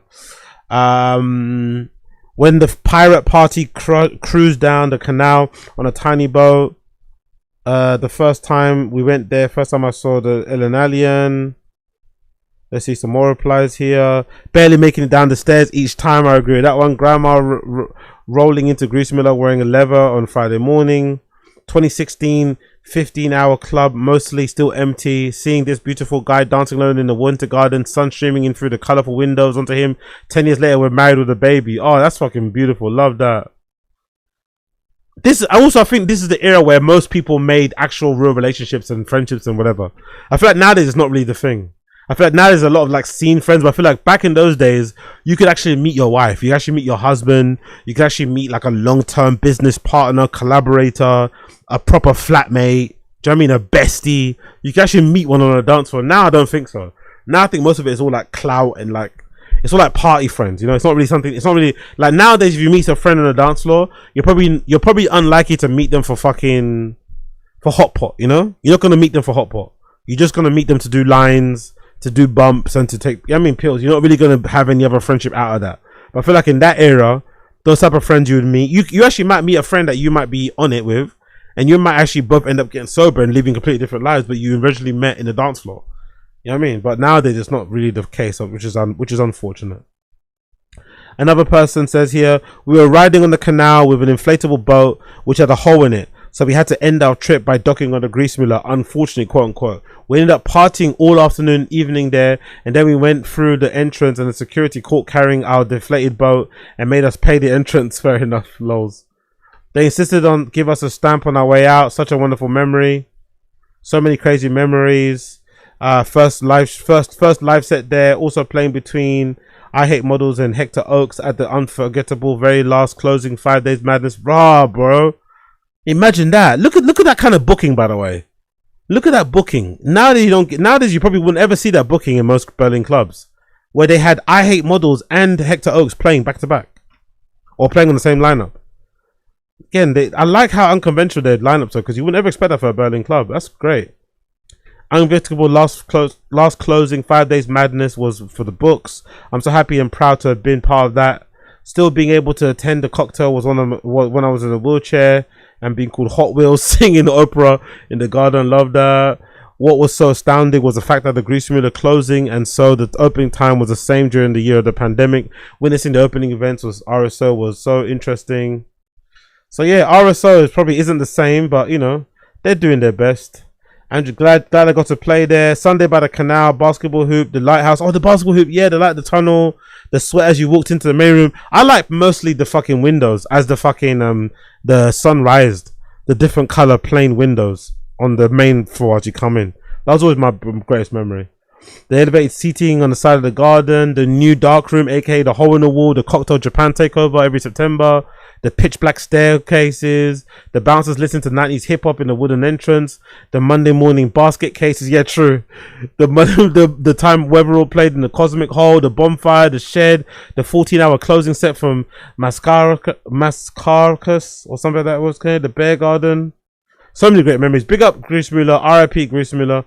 Long live Griessmühle, long live Griessmühle. Continuing on, let's talk about Berghain. Berghain September 2026 lineup. Berghain September 2026 lineup. I shall be there very, very fucking soon. Cannot wait. Cannot wait. It's been a long time coming. What we got here? What we got here? Let's go straight to the fucking Panorama lineups. Actually, let me not go to the others. Let's go straight to the Panorama lineups. We got Desert Ghost on the 4th of September. Desert Ghost on the 4th of September. You got Lawrence live, Thomas Mel Choir or Mel Choya, Edward, Kondoku, Sibyl, or someone called Tao Car. Actually, who's Tao Car? I want to hear what Tao Car sounds like. That's a fucking great name. Who's Tao Car? What does Tao Car play? Big up Tao Car. What do they play? They've been on the Mud Show. Great, let me check them out. I don't think there's any bad DJs that play on this station. I'm not gonna lie. I need to play on there one day. I need to fucking get my sets. I need to pull my finger out and start uploading more sets. But I don't feel like I've ever seen a bad DJ play on the Mud Show. Is it the Mud? Yeah, the Mud Show. I don't feel I've ever seen a bad DJ play on the Mud Show. Big up the Mud Show.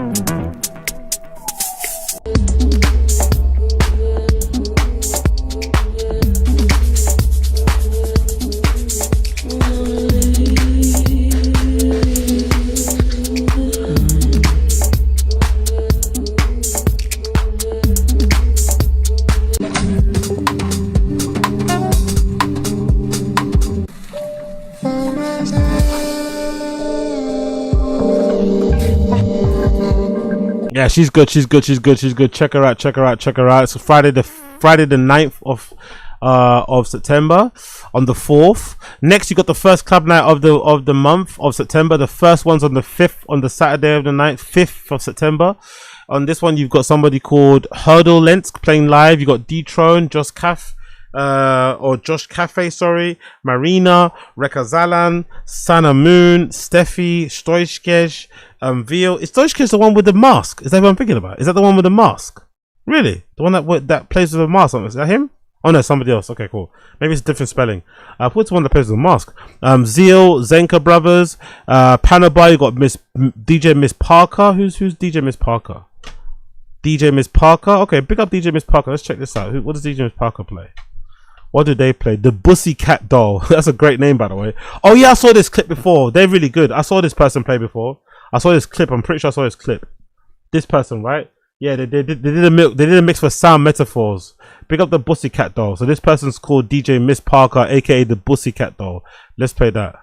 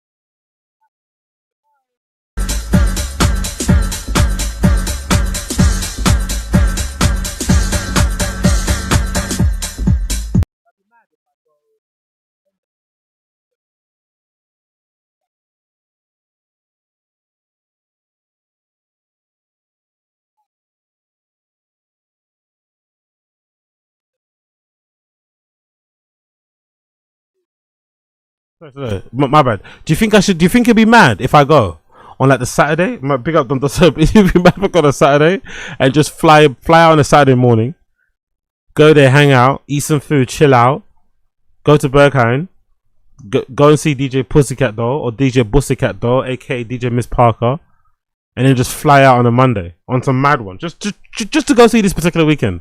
Just this particular weekend, I might do it.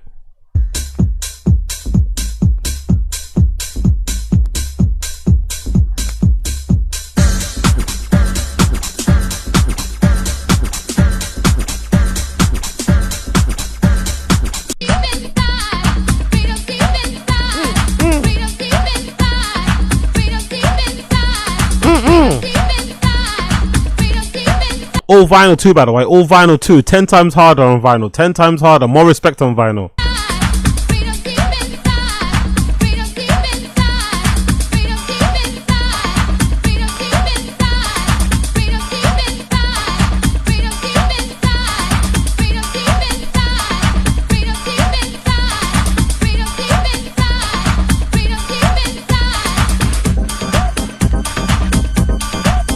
Yeah, big up who did it. Big up who that boy. Sorry, I did that a few months ago. Yeah, I don't recommend it. Me and my friend last time we did that when we went to Amsterdam. I don't recommend it. We went to Amsterdam. Amsterdam was a bit closer because we went to go see Dixon play all night long at this venue. I forgot the venue name of it. Don't get me wrong, but it was really fucking fun. Dixon played all night long. I think it was like 6-7 hours plus, and we just took the Eurostar out. No, we took a Eurostar. Or we do fly out. No, we flew out and we took the Eurostar back. That's it, yeah. We flew out and we took the Eurostar out back. So we took the flew out in EasyJet and took the Eurostar back, and we just left on the Saturday morning, and then just got the first Eurostar back home on the Sunday morning. So flew out Saturday afternoon, I think, and got there in the evening just before the gig. So we got there about 6, and the gig was gonna start at 10 p.m. and just didn't get a hotel and just stayed out the whole time, and then flew back on the first train. Come back on the first train back on the Sunday. Oh, I was dead. I was dead that morning. I was dead. I wouldn't really recommend it, but I think if I did the whole Saturday to Monday, I'd obviously get a room, right? So I can just shower and shit and kind of wash my pussy. But I think I might do that. I might do the Saturday and then just jump and then just, you know what I mean, get as much as I can do done on that Saturday, obviously, to do a few stuff during the day, and then just come back on the first plane on that Monday. That might be the vibe. I think it's a bit more expensive, that flight, if I'm not mistaken. If you fly on a Friday, it's a bit cheaper, but it might be a vibe. It might be a vibe.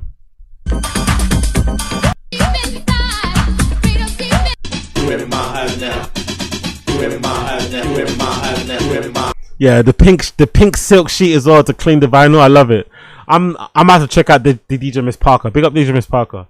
Brooklyn-based sonic architect whose encyclopedic knowledge of dance music has made them the true educator of scores of Brooklyn's bleary-eyed dancers. A true DJ Miss Parker can seen most weekends spinning through the city's hot spots with a crate of vinyl and an ear pointed towards the today and to another towards the legends of the past. DJ Miss Parker is quick to reference the bevy of sound styles and club sets in New York's many eras.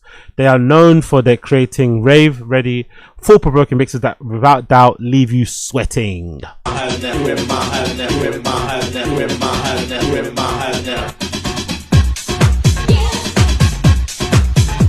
Come on, I need a track list for this. Is there a track list for this? God damn! What the fuck are some of these tunes? Is there no? Someone put a track list on this? Shit, this is good.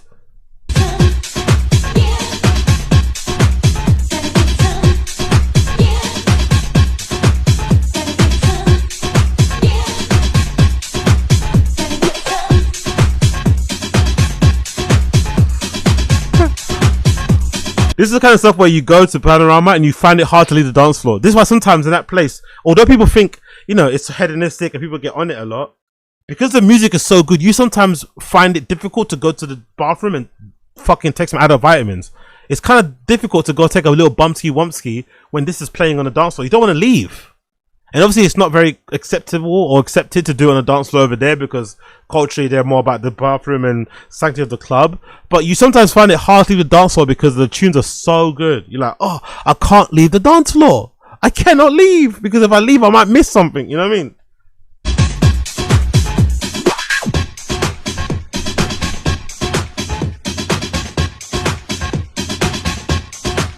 Woo!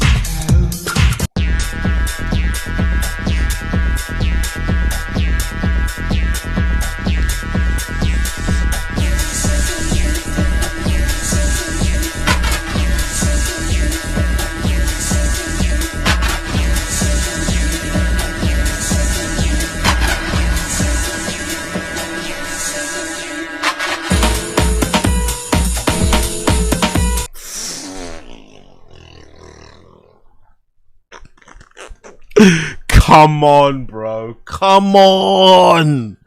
And honestly, some of these Berghain Panorama bars, they kind of piss me off. I'm not going to lie. The Berghain Pano bar crew or community or regulars, they kind of piss me off because how can you not hear this on the dance floor and want to fucking whistle? How could you be against me whistling and hooting and hollering and making noises with my mouth when I hear something like what am I meant to do? I'm just meant to dance. I can't make a noise. I can't make a noise in appreciation. I can't make a guttural, an animalistic guttural noise from the fucking base of my taint.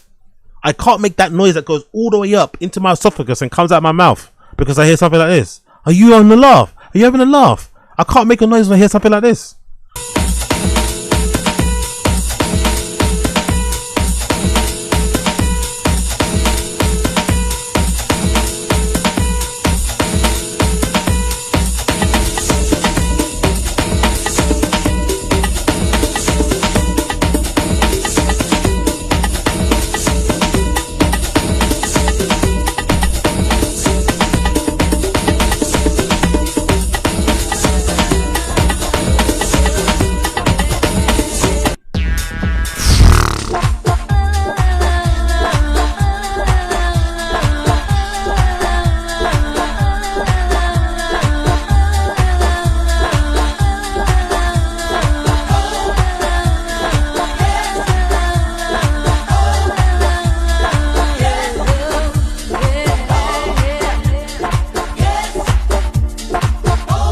Yeah, you have to check out Miss Parker.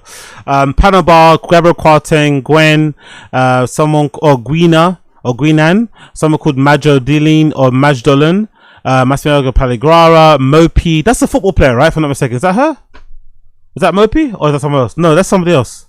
Well, who's the football player I'm thinking of? This is Japanese person. Huh. I thought that Mopi was some football player or something. If I'm not mistaken, I thought so, but I guess not. I guess I'm mistaken, but this person Mopi is also playing.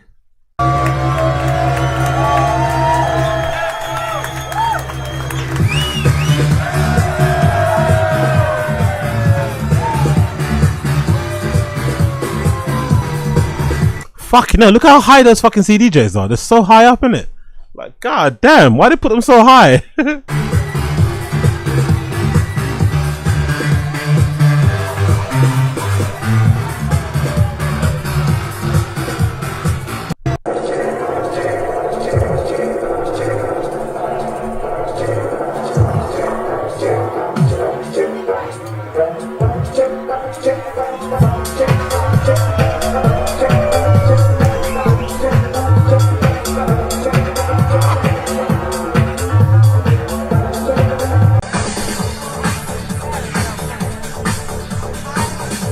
I love a good platform dancer. I love a good platform dancer up against a window. That silhouette is so cool. When you're tripping balls and you look at that, you're like, shit. It feels so cinematic. It feels like you're in the set. It feels like you're on the set of a movie. I swear to God. When you're in a club like this and you see somebody dancing up against the window on the platform and you see their silhouette, because sometimes you're far away, all you can see is their silhouette as they're like, you know what I mean? You feel like you're in the set of a movie, bro. It feels so fucking fun.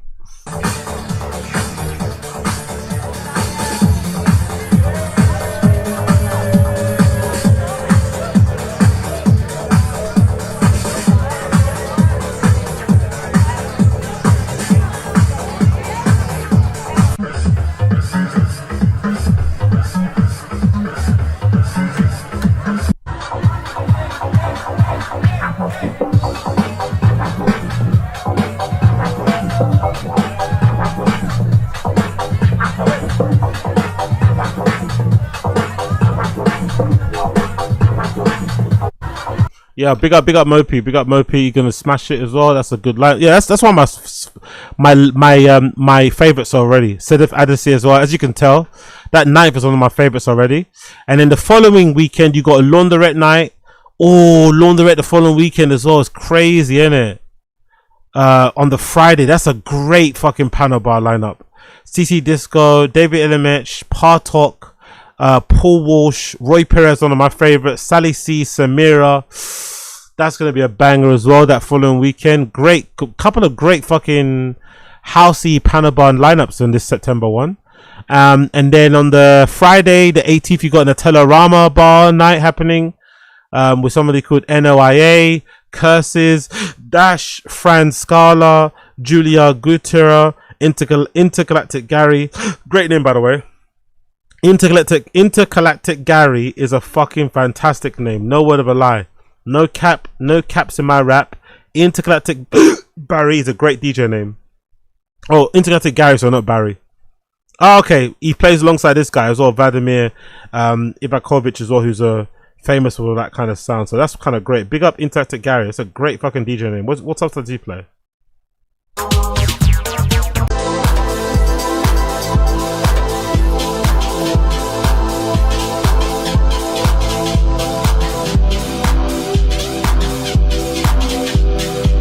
I like that he's an older guy as well. I like that he's just an older guy doing his fucking thing as well. Big up Intergalactic Gary. That's a fucking great name. I love that.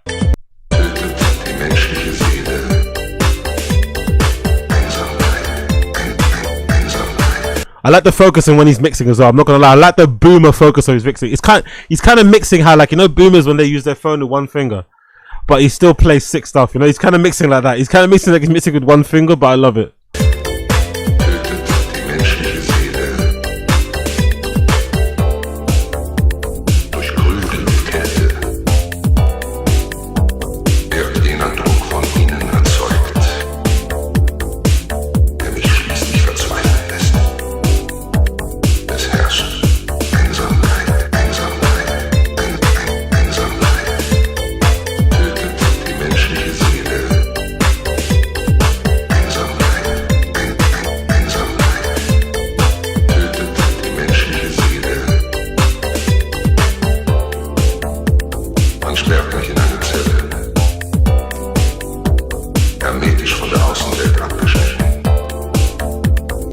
Bring it in.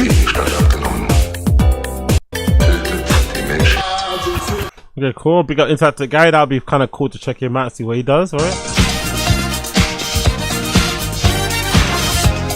Yeah, some really great bookings already for Panel Bar, innit, man? Great vibes already.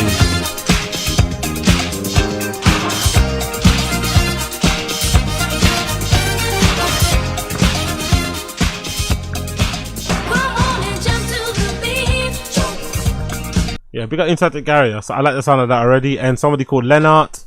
So great panel bar rooms already. I think they're panel bar strong in September. Panel bar strong in September. So that's Saturday the 19th, regular club night. You've got Ben Clock, Daura, I think you pronounce the name, Fadi Moham, Jacko, Marie Mox Terrier, big up her, Mary Yukovers Yeska, I forgot how you pronounce her. Go give me OG in the thing. OPH is playing. Panel bar room, you got Lineker, Budino, Cynthia, Francesco Delgado, Mike Starr, Prom Night, Tal Fussman, Rex the Dog. Oof. That's another really good one too. That's a really good one too, bro. That's a really good one too. I'm not gonna lie, it's a really good one. And then what else have we got? On the Friday we got WSN WNG live night, Dasha Rush, everyone live. In Berghain main room, by the way, everyone live. Dasher Rush, Megan Lieber, Rod Had, Speedy J, UFO 95. Crazy lineup there. That's a really big one there. And then on the last club night of the month, you've got Colin Benders playing live, Ausbeck, Bestie Hera, Julian Schneef or Schiefler, Marcel Dietman, Tasha, UVB, Paul Singer, and IRL playing in Panorama, Bradley Zero, Fabio Monsi, Jana Falcon, someone called Jorquez, Make a Dance, Matisma, N Baumecker, and Trip Mataz. So yeah, great lineup, I think. Not a lot of big names, but personally I think there's a lot of great Panorama lineups that you should probably go to. Obviously the one that I will probably keep an eye on is this one on the 5th. This one on the 5th might be something that I need to kind of check out and go to. I'm not gonna lie, I might have to make this work on just a mad Saturday Monday thing, you know what I mean? Just fly on a Saturday, come back on the Monday on some mad thing, 'cause that's really good. But then the following weekend is this Laundrette night on the Friday, which I also like the look of. But I think the ones I'd recommend are going to be Saturday the 5th, Friday the 11th of September. So Friday the 5th of September, Saturday the 5th of September, sorry, Friday the 11th of September. I'd also recommend.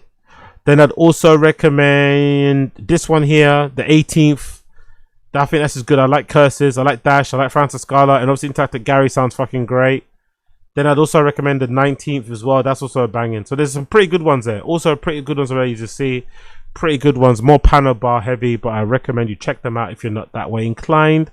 I recommend you check them out if you're not that way inclined. Okay, people, that's been me. Okay, people, that's been me.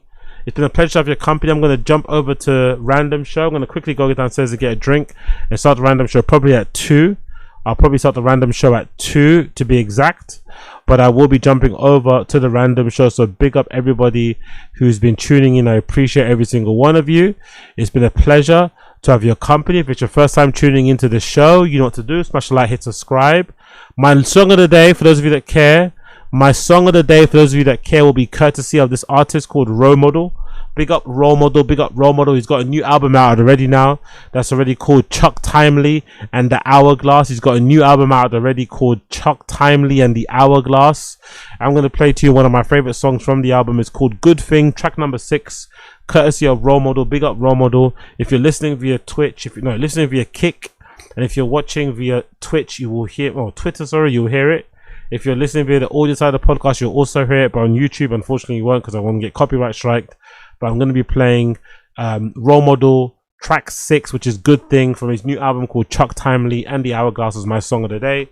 Everyone else, I'll see you on the Random Show in about 5 minutes, right? Take care, be well. Pleasure to have your company. Peace.